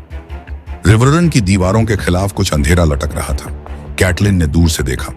जब वह करीब गई तो उसने देखा कि युद्ध के मैदानों से मृत लोग लटके हुए थे, लंबी रस्सियों के सिरों पर झुके हुए थे। उनकी गर्दन के चारों ओर भांग के फंदे कसकर बंधे हुए थे। उनके चेहरे सूजे हुए और काले थे। कौवे उन पर हमला कर रहे थे, लेकिन उनके लाल रंग के लबादे अनिश्चित अभी भी बलुआ पत्थर की दीवारों के खिलाफ चमक रहे थे। उन्होंने कुछ लैनिस्टर्स को फांसी पर लटका दिया है, हेलमोलन ने देखा। एक सुंदर दृश्य, सर वेंडेल मैंडरली ने प्रसन्नतापूर्वक कहा। हमारे दोस्तों ने हमारे बिना ही काम शुरू कर दिया है। पेरविन फ्रे ने मजाक किया। बाकी सभी हंसे, सिवाय ब्रायन के, जो बिना पलक झपकाए शवों की कतार को देखती रही और न तो बोली और न ही मुस्कुराई। अगर उन्होंने किंग्सलेयर को मार दिया है तो मेरी बेटियां भी मर चुकी हैं। कैटलिन ने अपने घोड़े को तेज गति से दौड़ाया। हेलमोलन और रॉबिन फ्लिंट सर पर दौड़े, गेट हाउस की ओर देखते हुए। दीवारों पर पहरेदारों ने निस्संदेह कुछ समय पहले उसके बैनर देखे होंगे, क्योंकि जब वे पास आए तो पोर्टकुलिस ऊपर था। एडम्योर महल से बाहर निकलकर उससे मिलने आई। उसके पिता के 3 शपथधारी आदमियों से घिरी हुई थी। बड़े पेट वाले sir Desmond Grell master at arms, Utherydes Wayn steward और सर रॉबिन रायगर, रिवररन के बड़े गंजे गार्ड के कप्तान। वे तीनों लॉर्ड होस्टर की उम्र के थे, जिन्होंने अपना जीवन उसके पिता की सेवा में बिताया था। बूढ़े आदमी कैटलिन को एहसास हुआ। एडम्योर ने चांदी की मछली से कढ़ाई की हुई अंगरखी के ऊपर एक नीला लाल लबादा पहना था। उसे देखकर ऐसा लग रहा था कि जब से वह दक्षिण की ओर गई थी तब से उसने दाढ़ी नहीं बनाई थी। उसकी दाढ़ी आग की झाड़ी की तरह थी। बिल्ली, तुम्हारा सुरक्षित वापस आ जाना अच्छा है। जब हमने रेनली की मौत के बारे में सुना तो हमें तुम्हारी जान का डर लगा, और लॉर्ड टाइविन भी मार्च पर हैं, ऐसा मुझे बताया गया है। हमारे पिता का क्या हाल है? एक दिन वह मजबूत दिखते हैं, अगले दिन उसने अपना सिर हिलाया। उसने तुम्हारे बारे में पूछा है। मुझे नहीं पता था कि उसे क्या बताऊं। मैं जल्द ही उसके पास जाऊंगी, उसने कसम खाई। क्या रेनली की मौत के बाद से स्टॉर्म एंड से कोई खबर आई है, या बिटरब्रिज से? सड़क पर कोई कौवा पुरुषों के पास नहीं आया, और कैटलिन यह जानने के लिए उत्सुक थी कि उसके पीछे क्या हुआ था। बिटरब्रिज से कुछ नहीं, स्टॉर्म के छोर से महल के मालिक सर कॉर्टनी पेनरोज के 3 पक्षी सभी एक ही दलील लेकर आए हैं। स्टैनिस ने उसे जमीन और समुद्र से घेर लिया है। वह उस राजा के प्रति अपनी निष्ठा की पेशकश करता है जो घेराबंदी तोड़ देगा। वह लड़के के लिए डरता है। वह कहता है, वह लड़का कौन होगा, क्या तुम जानती हो? एड्रिक स्टॉर्म, ब्रियन ने उनसे कहा। रॉबर्ट का नाजायज बेटा। एडम्योर ने उसे उत्सुकता से देखा। स्टैनिस ने कसम खाई है कि गैरिसन को बिना किसी नुकसान के आजाद किया जा सकता है, बशर्ते वे पखवाड़े के भीतर महल को सौंप दें और लड़के को उसके हाथों में सौंप दें। लेकिन सर कॉर्टनी सहमत नहीं होंगे। वह एक घटिया लड़के के लिए सब कुछ जोखिम में डालता है, जिसका खून भी उसका अपना नहीं है। कैटलिन ने सोचा, क्या तुमने उसे कोई जवाब भेजा? एडम्योर ने अपना सिर हिलाया। क्यों, जब हमारे पास न तो मदद है और न ही देने की उम्मीद, और स्टैनिस हमारा दुश्मन नहीं है। सर रॉबिन रायगर बोले, मेरी महिला, क्या आप हमें लॉर्ड रेनली की मृत्यु का तरीका बता सकती हैं? हमने जो कहानियां सुनी हैं वे अजीब हैं। कैट, उसके भाई ने कहा, कुछ लोग कहते हैं कि तुमने रेनली को मारा। दूसरे दावा करते हैं कि यह किसी दक्षिणी महिला ने किया था। उसकी नजर ब्रायन पर टिकी रही। मेरे राजा की हत्या कर दी गई, लड़की ने धीरे से कहा, और लेडी कैटलिन ने नहीं। मैं अपनी तलवार की कसम खाती हूं, पुराने और नए देवताओं की। यह टार्थ की ब्रायन है, उनके प्रबंधक उथेरिडस वेन, सर रॉबिन रायगर और सर डेस्मंड ग्रेल। सम्मानित, सर डेस्मंड ने कहा। दूसरों ने भी उसकी बात दोहराई। लड़की शर्मा गई, इस सामान्य शिष्टाचार पर भी शर्मिंदा। अगर एडम्योर उसे एक अजीब किस्म की महिला समझता था तो कम से कम उसके पास ऐसा न कहने की शिष्टता थी। ब्रियन रेनली के साथ थी जब उसकी हत्या हुई, जैसा कि मैं भी थी, क्या कैटलिन ने कहा। लेकिन उसकी मौत में हमारा कोई हाथ नहीं था। वह छाया के बारे में बात करने की परवाह नहीं करती थी, यहां खुले में चारों ओर पुरुषों के साथ। इसलिए उसने शवों की ओर हाथ हिलाया। ये कौन लोग हैं जिन्हें तुमने फांसी पर लटकाया है? एडम्योर ने असहजता से ऊपर देखा। झूठे दूत, एडम्योर ने घोषणा की। उन्होंने मुझे शांति का वचन दिया और अपने हथियार सौंप दिए। इसलिए मैंने उन्हें महल की आजादी दे दी और 3 रातों तक उन्होंने मेरा मांस खाया और मेरा मीट पिया, जबकि मैं सर क्लियोस से बात कर रहा था। चौथी रात उन्होंने किंग्सलेयर को मुक्त करने की कोशिश की। उसने ऊपर इशारा किया। उस बड़े जानवर ने अपने हैम हाथों से 2 गार्डों को मार डाला, उन्हें गले से पकड़ लिया और उनकी खोपड़ी को आपस में कुचल दिया। तो पिस्टो आई अताब दिया, जबकि उसके बगल में वह दुबला पतला लड़का लैनिस्टर की कोठरी को तार के एक टुकड़े से खोल रहा था। भगवान उसे शाप दें। अंत में जो था वह किसी तरह का शापित मम्मर था। उसने मेरी ही आवाज का इस्तेमाल करके आदेश दिया कि रिवर गेट खोला जाए। गार्डमैन, एंगर एंड डेलप एंड लॉन्गल्यू तीनों ने इसकी कसम खाई। अगर आप मुझसे पूछें तो उस आदमी की आवाज बिल्कुल भी मेरी जैसी नहीं थी, और फिर भी वे मूर्ख पोर्टकुलिस को ऊपर उठा रहे थे। यह शैतान का काम था। कैटलिन को संदेह था, इसमें उसी तरह की चालाकी की बू आ रही थी जो उसने आयरी में दिखाई थी। एक बार उसने टायरियन को लैनिस्टर्स में सबसे कम खतरनाक बताया होगा। अब वह इतनी निश्चित नहीं थी। तुमने उन्हें कैसे पकड़ा? जैसा कि हुआ, मैं महल में नहीं था। मैं टंबल स्टोन को पार कर गया था। बहुत की कहा मैं क्या पाया था। तुम वेश्यावृत्ति कर रहे थे। कहानी सुनाओ। एडम्योर के गाल उसकी दाढ़ी की तरह लाल हो गए। यह भोर से 1 घंटा पहले था और मैं तभी लौट रहा था जब लॉन्गल्यू ने मेरी नाव देखी और मुझे पहचाना। आज तारी पापा भाई तो उसने आखिरकार आश्चर्य करने के लिए सोचा कि नीचे कौन खड़ा होकर आदेश दे रहा है, और चिल्लाया, मुझे बताओ कि किंग्सलेयर को वापस पकड़ लिया गया था। जैमी ने तलवार पकड़ी, पॉल पेमफोर्ड और सर डेसमंड के अनुचर माइल्स को मार डाला और डेलप को इतनी बुरी तरह से घायल कर दिया कि मास्टर वाइमन को डर है कि वह भी जल्द ही मर जाएगा। यह एक खूनी गड़बड़ थी। स्टील की आवाज सुनकर कुछ अन्य लाल लबादे वाले उसके साथ शामिल होने के लिए दौड़े, नंगे हाथ या बिना किसी के।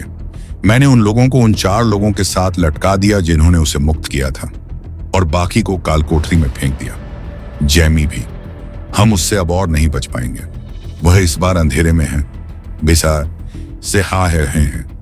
हाथ पैर जंजीरों से बंधे हुए हैं और दीवार से बंधे हुए हैं। और क्लियोस फ्रे, वह कसम खाता है कि उसे साजिश के बारे में कुछ नहीं पता था। कौन बता सकता है? वह आदमी आधा लैनिस्टर आधा फ्रे है और पूरी तरह से झूठा है। मैंने उसे जैमी के पुराने टॉवर सेल में डाल दिया। तुम कहती हो कि वह शर्तें लेकर आया था। अगर तुम उन्हें ऐसा कह सकती हो, तुम्हें वे उतनी ही पसंद आएंगी जितनी मुझे। मैं वादा करता हूं। क्या हम दक्षिण से कोई मदद की उम्मीद नहीं कर सकते, लेडी स्टार्क? अपने पिता के प्रबंधक उत्थेरिडस वेन से पूछा। अनाचार का यह आरोप, लॉर्ड टाइविन ऐसे अपमान को हल्के में नहीं लेते। वह अपनी बेटी के नाम पर लगे दाग को उसके आरोप लगाने वाले के खून से धोना चाहेंगे। लॉर्ड स्टैनिस को यह देखना चाहिए। उनके पास हमारे साथ मिलकर काम करने के अलावा कोई विकल्प नहीं है। स्टैनिस ने एक बड़ी और काली शक्ति के साथ मिलकर काम किया है। आइए इन मामलों पर बाद में बात करते हैं। कैटलिन ने ड्रॉब्रिज पर दौड़ लगाई, मृत लैनिस्टर्स की भयानक पंक्ति को अपने पीछे रखा। उसका भाई उसके साथ चलता रहा। जब वे रिवरन के ऊपरी बेली की हलचल में बाहर निकले, तो एक नंगा बच्चा घोड़ों के सामने भाग गया। कैटलिन ने उसे बचने के लिए अपनी लगाम जोर से खींची और निराशा में इधर उधर देखने लगी। सैकड़ों छोटे लोगों को महल में प्रवेश दिया गया था और दीवारों के सामने कच्चे आश्रय बनाने की अनुमति दी गई थी। उनके बच्चे हर जगह पैरों के नीचे थे और यार्ड उनकी गायों, भेड़ों और मुर्गियों से भरा हुआ था। ये सभी लोग कौन हैं? मेरे लोग, एडम्योर ने उत्तर दिया। वे डरे हुए थे। केवल मेरा प्यारा भाई ही इन सभी बेकार मुंह को एक महल में जमा कर सकता था जो जल्द ही घेराबंदी में हो सकता था।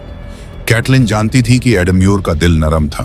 कभी कभी उसे लगता था कि उसका दिमाग और भी नरम है। वह इसके लिए उससे प्यार करती थी। फिर भी क्या रॉब तक कौवा पहुंच सकता है? वह मैदान में है, मेरी महिला, सर डेसमंड ने उत्तर दिया। पक्षी के पास उसे खोजने का कोई रास्ता नहीं होगा। उत्थेरिडस वेन खांसी, हमें छोड़ने से पहले युवा राजा ने हमें निर्देश दिया था कि लेडी स्टार्क आपकी वापसी पर आपको ट्विंस के पास भेज दें। वह आपसे लॉर्ड वॉल्डर की बेटियों के बारे में और जानने के लिए कहता है, ताकि समय आने पर वह अपनी दुल्हन चुनने में उसकी मदद कर सके। हम तुम्हें नए घोड़े और भोजन मुहैया कराएंगे, उसके भाई ने वादा किया। तुम पहले खुद को तरोताजा करना चाहोगी, मैं रुकना चाहूंगी, कैटलिन ने घोड़े से उतरते हुए कहा। उसका रिवरन और अपने मरते हुए पिता को छोड़कर रॉब की पत्नी को उसके लिए चुनने का कोई इरादा नहीं था। रॉब मुझे सुरक्षित रखना चाहता है, मैं इसके लिए उसे दोष नहीं दे सकता। लेकिन उसका बहाना बेकार होता जा रहा है। लड़का, उसने पुकारा और अस्तबल से एक छोटा बच्चा उसके घोड़े की लगाम पकड़ने के लिए बाहर भागा। एडम्योर अपनी काठी से नीचे उतरा। वह उससे एक सिर लंबा था, लेकिन वह हमेशा उसका छोटा भाई रहेगा। बिल्ली, उसने दुखी होकर कहा, लॉर्ड टाइविन आ रहे हैं। वह पश्चिम की ओर जा रहे हैं, अपनी जमीनों की रक्षा के लिए। यदि हम अपने द्वार बंद कर लें और दीवारों के पीछे शरण लें, तो हम उसे सुरक्षा के साथ गुजरते हुए देख सकते हैं। यह टुल्ली की जमीन है, एडम्योर ने घोषणा की। यदि टाइविन लैनिस्टर इसे बिना खून बहाए पार करने की सोचता है, तो मेरा मतलब उसे कड़ा सबक सिखाना है। वही सबक जो आपने उसके बेटे को सिखाया था।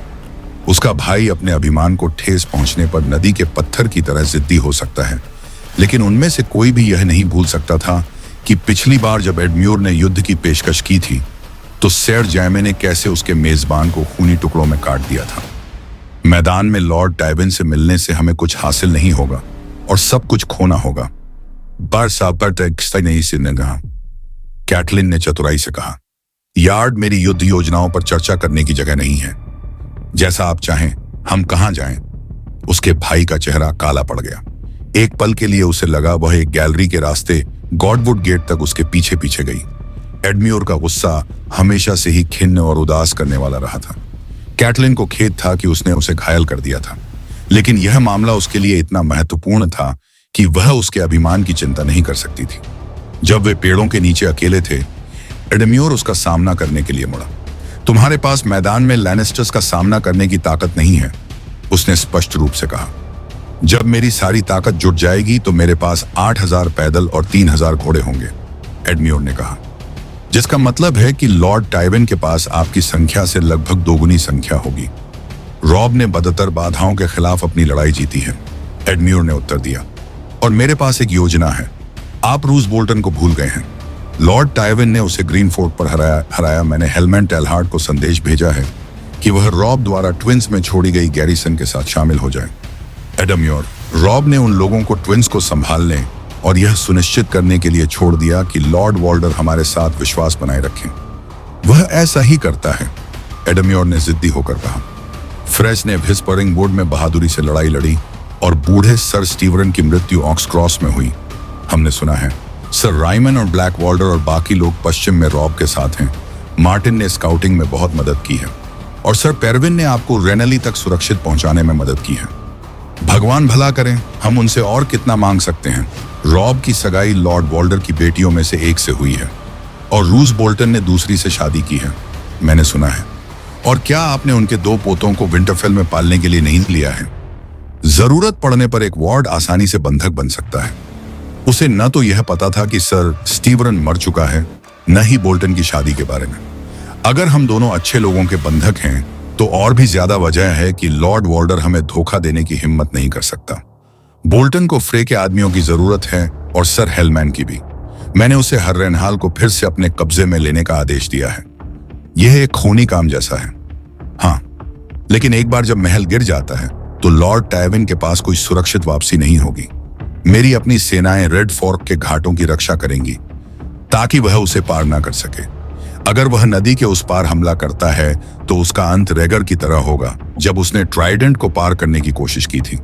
अगर वह पीछे हटता है तो वह रिवरन और हर्रेनहाल के बीच फंस जाएगा, और जब रॉब पश्चिम से लौटेगा तो हम उसे हमेशा के लिए खत्म कर देंगे। उसके भाई की आवाज में कठोर आत्मविश्वास था, लेकिन कैटलिन ने खुद को यह कामना करते हुए पाया कि रॉब उसके चाचा ब्रांडन को अपने साथ पश्चिम न ले गया होता। ब्लैकफिश आधा 100 लड़ाइयों का अनुभवी था, एडम्योर 1 का अनुभवी था, और वह 1 हार गया। योजना अच्छी है, उसने निष्कर्ष निकाला। लॉर्ड टाइटोस ऐसा कहते हैं और लॉर्ड जोनोस भी। ब्लैकवुड और ब्रैकन कब किसी ऐसी चीज पर सहमत हुए जो निश्चित नहीं थी, मैं तुमसे पूछता हूं। जैसा भी हो, वह उपा अचानक थक गई। शायद उसका विरोध करना गलत था, शायद यह एक शानदार योजना थी, और उसकी आशंकाएं केवल एक महिला का डर थीं। वह चाहती थी कि नेड यहां होता या उसके चाचा ब्रैंडन, या अगर तुम्हें मेरी बात पर यकीन नहीं है तो खुद जाकर उससे मिल लो। यह योजना काम करेगी कैट, तुम देखोगी। मुझे उम्मीद है एडम्यूर, मुझे सच में उम्मीद है। उसने उसके गाल पर चूमा, उसे यह बताने के लिए कि वह सच में ऐसा चाहती थी, और अपने पिता को खोजने चली गई। लॉर्ड होस्टर टूली बिल्कुल वैसे ही थे जैसे वह उन्हें छोड़कर गई थी। थका हुआ, शरीर पीला और चिपचिपा। कमरे में बीमारी की गंध आ रही थी, बासी पसीने और दवा की बराबर मात्रा से बनी एक तीखी गंध। जब उसने पर्दे हटाए तो उसके पिता ने धीमी कराह भरी और उनकी आंखें खुल गईं। वह उसे ऐसे घूरे जैसे वह समझ नहीं पा रहे थे कि वह कौन है या वह क्या चाहती है। पिताजी, उसने उन्हें चूमा। मैं वापस आ गई हूं। तब ऐसा लगा कि वह उसे जानता था। तुम आ गई हो प्यारे दिल, मैं डर गया था। क्या तुमने मुझे माफ कर दिया है बच्चे? उसके गालों पर आंसू बह निकले। आपने ऐसा कुछ भी नहीं किया है जिसके लिए माफी की जरूरत हो पिताजी। उसने उसके लटके हुए सफेद बालों को सहलाया और उसके माथे को महसूस किया। मास्टर की सभी औषधियों के बावजूद बुखार अभी भी उसे भीतर से जला रहा था। यह सबसे अच्छा था उसके पिता पुतियों से। जॉन एक अच्छा आदमी है, अच्छा, मजबूत, दयालु, तुम्हारा ख्याल रखेगा, वह करेगा और अच्छी तरह से पैदा हुआ। मेरी बात सुनो, तुम्हें करना ही होगा। मैं तुम्हारा पिता हूं।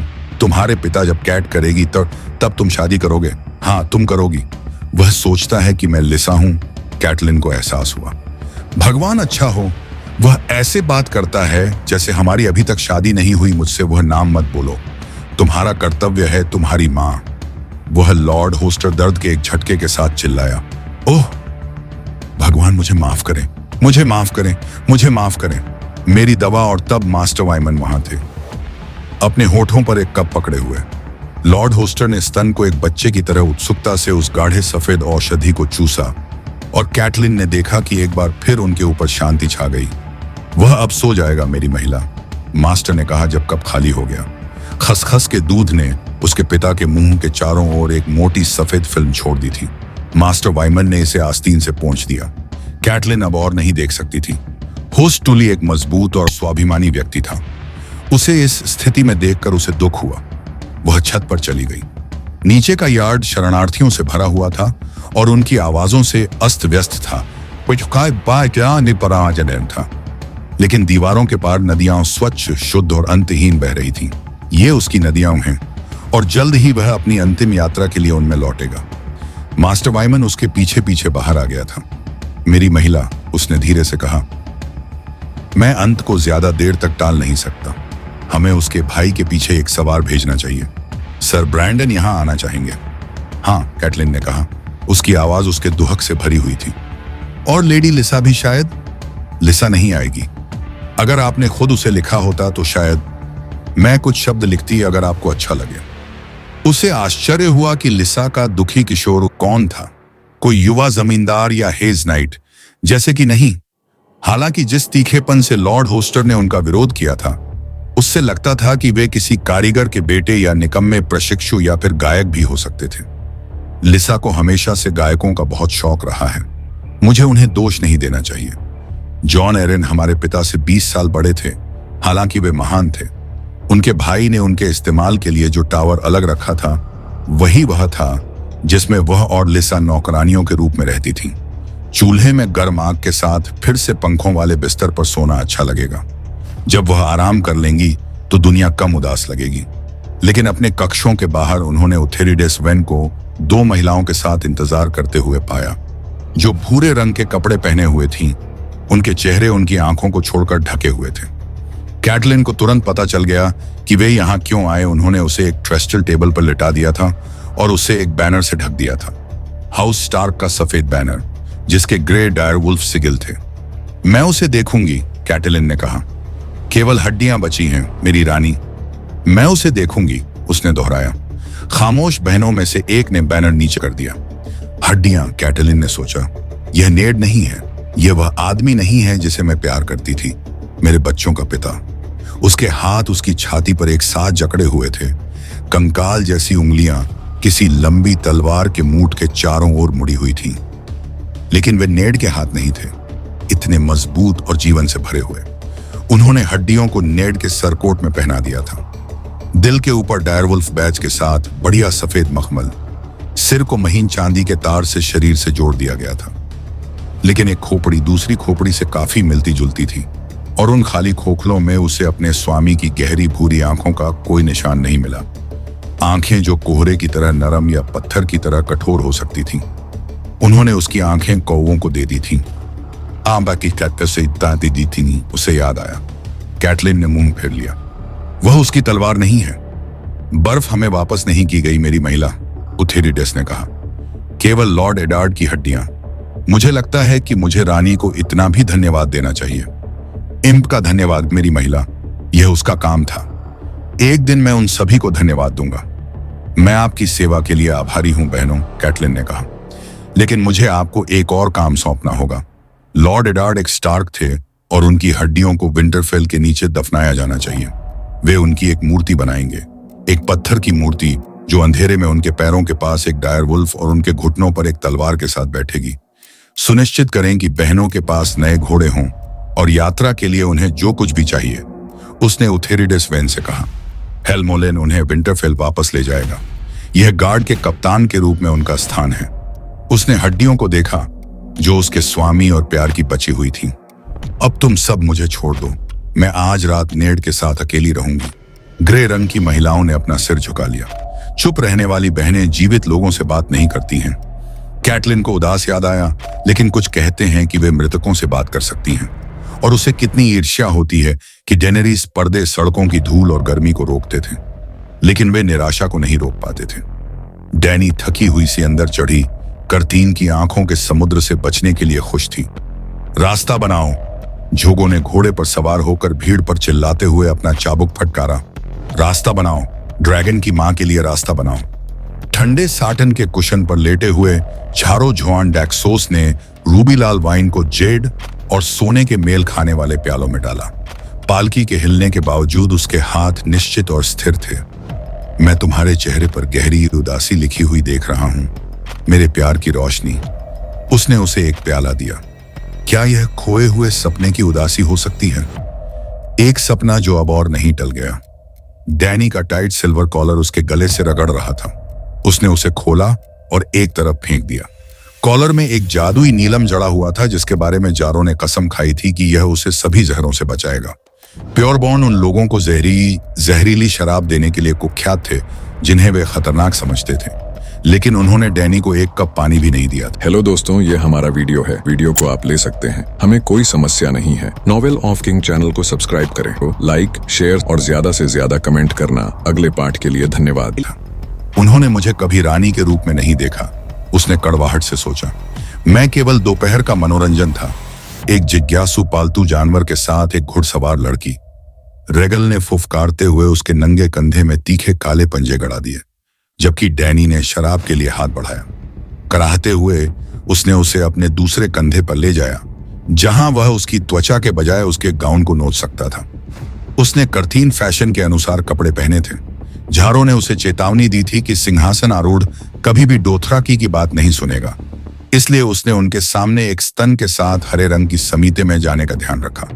पैरों में चांदी के सैंडल, कमर के चारों ओर काले और सफेद मोतियों की एक बेल्ट। उन्होंने जो भी मदद की उसके लिए मैं नंगी जा सकती थी। शायद मुझे ऐसा करना चाहिए था। उसने गहरी शराब पी। कर्त के प्राचीन राजाओं और रानियों के वंशज प्योरबॉर्न ने सिविक गार्ड और अलंकृत गैली के बेड़े की कमान संभाली जो समुद्र के बीच जलड़ मरुमध्य पर शासन करते थे। डेनेरिस टारगेरियन उस बेड़े या उसके हिस्से और उनके कुछ सैनिकों को भी चाहती थी। उसने स्मृति के मंदिर में पारंपरिक बलिदान दिया। लंबी सूची के रक्षक को पारंपरिक रिश्वत की शुद्ध जन्म ने अपने पूर्वजों की लकड़ी की बड़ी सीटों से उसकी दलीलें सुनी, जो संगमरमर के फर्श से घुमावदार स्तरों में चढ़कर कार्थ के लुप्त हो चुके गौरव के दृश्यों से चित्रित एक ऊंची गुंबददार छत तक पहुंची थी। कुर्सियां विशाल, शानदार, नक्काशीदार, सोने के काम से चमकीली और एम्बर गोमेद, लैपिस और जेड से जड़ी हुई थी। हर एक दूसरे से अलग थी और हर एक सबसे शानदार होने का प्रयास कर रही थी।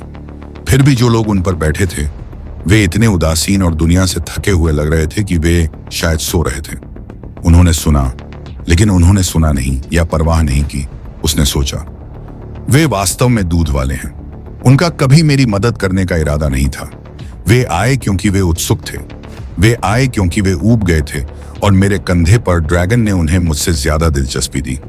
मुझे शुद्ध जन्म के शब्द बताओ, जारो जोआन डैक्सोस ने संकेत दिया। मुझे बताओ कि उन्होंने मेरे दिल की रानी को दुखी करने के लिए क्या कहा।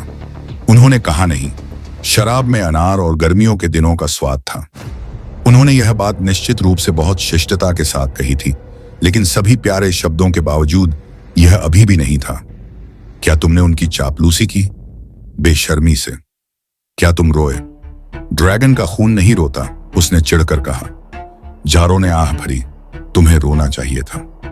कार्थिन अक्सर और आसानी से रोता था। इसे सभ्य आदमी की निशानी माना जाता था। हमने जो आदमी खरीदे, उन्होंने क्या कहा? मैथोस ने कुछ नहीं कहा। वेंडेल्लो ने मेरे बात करने के तरीके की प्रशंसा की। एक्सक्विजिट ने मुझे बाकी के साथ मना कर दिया, लेकिन बाद में वो रोया। हाय, कार्थिन इतना विश्वासघाती है। जारो खुद प्योर बॉर्न नहीं था, लेकिन उसने उसे बताया था मैथोस मल्लारावन, वेंडेलो क्वारडेथ और एगॉन एम्ब्रोस द एक्सक्विजिट को उसने जो रिश्वत दी थी, उससे उसने शायद एक जहाज खरीदा होगा या 20 भाड़े के सैनिक रखे होंगे। मान लीजिए मैंने सरजोरा को मेरे उपहार वापस मांगने के लिए भेजा, उसने पूछा। मान लीजिए कि एक दुखी आदमी एक रात मेरे महल में आया और आपको सोते समय मार दिया, जारो ने कहा। दुखी लोग हथियारों का एक प्राचीन पवित्र संघ था।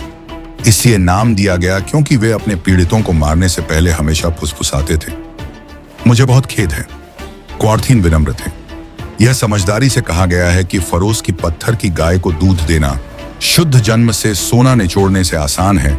समुद्र के बीच व्यापार से बहुत अमीर बने व्यापारी राजकुमार 3 ईर्ष्यालु गुटों में विभाजित थे। स्पाइसर्स का प्राचीन गिल्ड, टूमलाइन ब्रदरहुड और 13, जिसमें जारो शामिल था। प्रत्येक ने प्रभुत्व के लिए दूसरों के साथ प्रतिस्पर्धा की और तीनों ने प्योरबॉर्न के साथ अंतहीन संघर्ष किया। और सभी पर विचार कर रहे थे जादूगर। उनके नीले होंठ और भयानक शक्तियों के साथ शायद ही कभी देखा जाता है, लेकिन बहुत डर लगता है।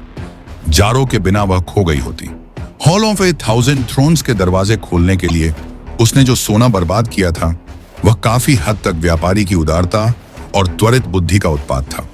जैसे जैसे जीवित ड्रैगन की अफवाह पूर्व में फैलती गई, और भी अधिक साधक यह जानने के लिए आगे आए कि क्या यह कहानी सच है, और जारो जोआन डैक्सोस ने यह सुनिश्चित किया कि महान और विनम्र दोनों ही ड्रैगन की मां को कुछ न कुछ उपहार दें। उसने जो बूंद बूंद शुरू की, वह जल्द ही बाढ़ में बदल गई।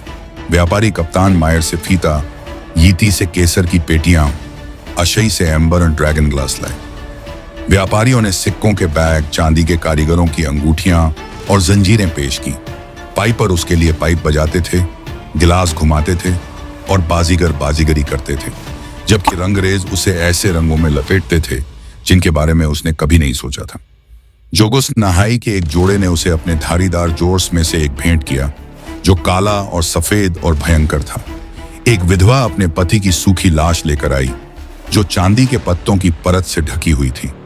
माना जाता है कि ऐसे अवशेषों में बहुत शक्ति होती है, खासकर अगर मृतक कोई जादूगर रहा हो, जैसा कि यह था। और टूरमैलीन ब्रदरहुड ने उसे 3 सिर वाले ड्रैगन के आकार का एक मुकुट पहनाया। कुंडल पीले सोने के थे, पंख चांदी के थे, सिर झेड़, हाथी दांत और गोमेज से उकेरे गए थे। मुकुट ही एकमात्र भेंट थी जिसे उसने रखा था। बाकी को उसने बेच दिया ताकि वह धन इकट्ठा कर सके जो उसने प्योरबॉर्न पर बर्बाद किया था। जारो ने मुकुट भी बेच दिया होता, 13 देख लेते कि उसके पास एक बहुत बढ़िया मुकुट है, रूपकौंत है। उसने कसम खाई, लेकिन डेनी ने उसे मना कर दिया। विसरीस ने मेरी मां का मुकुट बेच दिया और लोगों ने उसे भिखारी कहा। मैं इसे रखूंगी ताकि लोग मुझे रानी कहें। और उसने ऐसा ही किया, हालांकि इसके वजन से उसकी गर्दन में दर्द हो रहा था। फिर भी मुकुट पहने हुए भी मैं अभी भी एक भिखारी हूं, डेनी ने सोचा। मैं दुनिया की सबसे शानदार भिखारी बन गई हूं, लेकिन फिर भी एक भिखारी हूं। उसे इससे नफरत थी जैसा कि उसके भाई को होगी। शहर से शहर भागने के वे सभी वर्ष उसुर पर के चाकुओं से एक कदम आगे, आर्कन और राजकुमारों और मैजिस्ट्रेटों से मदद की गुहार लगाते हुए, चापलूसी करके हमारा भोजन खरीदते हुए। उसे पता होना चाहिए था कि वे उसका कैसे मजाक उड़ाते थे। कोई आश्चर्य नहीं कि वह इतना क्रोधित और कड़वा हो गया। अंत में इसने उसे पागल कर दिया था। अगर मैंने इसे ऐसा करने दिया तो यह मेरे साथ भी ऐसा ही करेगा। उसका एक हिस्सा अपने लोगों को वेस्टोलोरो वापस ले जाने और मृत शहर को खिलने से ज्यादा कुछ नहीं चाहता था। नहीं, यह हार है। मेरे पास कुछ ऐसा है जो विसेरीज के पास कभी नहीं था। मेरे पास ड्रैगन है। ड्रैगन ही सब अंतर है। उसने रेगल को सहलाया। हरे ड्रैगन ने उसके हाथ के मांस के चारों ओर अपने दांत बंद कर लिए और जोर से काट लिया। बाहर बड़ा शहर बड़बड़ाया, रास्ता बनाओ तुम दूध वाले, ड्रैगन की मां के लिए रास्ता बनाओ। हाथ आया, साथ आ रही, झोगो चिल्लाया और कार्थीन एक तरफ हट गया। हालांकि शायद बैलों का उसकी आवाज से ज्यादा इस बात से लेना देना था। हिलते हुए पर्दे के बीच से डैनी ने उसे अपने भूरे घोड़े पर सवार देखा। समय समय पर वह बैलों में से एक को चांदी के हैंडल वाले चाबुक से झटका देता था जो उसने उसे दिया था। एक गो अपने दूसरे तरफ पहरा दे रही थी, जबकि राखारो जुलूस के पीछे सवार थी, किसी भी खतरे के संकेत के लिए भीड़ में चेहरों पर नजर रख रही थी। सरजोरा को वह आज पीछे छोड़ आई थी, अपने अन्य ड्रैगन की रक्षा के लिए। निर्वासित शूरवीर शुरू से ही इस मूर्खता के खिलाफ था। वह हर किसी पर अविश्वास करता है, उसने सोचा, और शायद अच्छे कारण से। जैसे ही डेनी ने पीने के लिए अपना प्याला उठाया, रेगल ने शराब को सूंघा और फुफकारते हुए अपना सिर पीछे खींच लिया। आपके ड्रैगन की नाक अच्छी है। झारो ने अपने होंठ पोंछे। शराब साधारण है। ऐसा कहा जाता है कि जेड सागर के पार वे एक सुनहरा विंटेज बनाते हैं जो इतना बढ़िया है कि एक घूंट में अन्य सभी वाइन का स्वाद सिरके जैसा हो जाता है। चलो मेरी खुशी की नाव ले लो और इसकी खोज में जाओ, तुम और मैं। आर्बर दुनिया की सबसे अच्छी शराब बनाता है, डेनी ने घोषणा की। लॉर्ड रेडविन ने उसके पिता के लिए उसूरपर के खिलाफ लड़ाई लड़ी थी। उसे याद आया, मेरे साथ आर्बर में आओ जारो, और तुम सबसे बेहतरीन वाइन का लुत्फ उठाओगे जो तुमने कभी चखी नहीं। लेकिन हमें एक युद्धपोत में जाना होगा, न कि एक आनंद नौका में। मेरे पास कोई युद्धपोत नहीं है। युद्ध व्यापार के लिए बुरा है। मैंने तुमसे कई बार कहा है, जानिराम दपाना है। जारो जुआन डैक्सोस शांतिप्रिय व्यक्ति है। जारो जुआन डैक्सोस सोने का आदमी है, उसने सोचा, और सोने से मैं सभी जहाज और तलवारें खरीद सकता हूं जिनकी मुझे जरूरत है। मैंने तुमसे तलवार उठाने के लिए नहीं कहा है, बस मुझे अपने जहाज उधार देने के लिए कहा है। वह विनम्रता से मुस्कुराया। व्यापारिक जहाजों में से मेरे पास कुछ हैं, ऐसा ही है। कौन बता सकता है कि कितने हैं? शायद एक अभी भी डूब रहा हो समरसी के किसी तूफानी कोने में। कल दूसरा समुद्री लुटेरों के जाल में फंस जाएगा। अगले दिन मेरा कोई कप्तान अपनी पकड़ में मौजूद दौलत को देखकर सोच सकता है, यह सब मेरा होना चाहिए। व्यापार के ऐसे ही खतरे हैं। क्यों? जितनी देर हम बात करते रहेंगे उतने ही कम जहाज मेरे पास होंगे।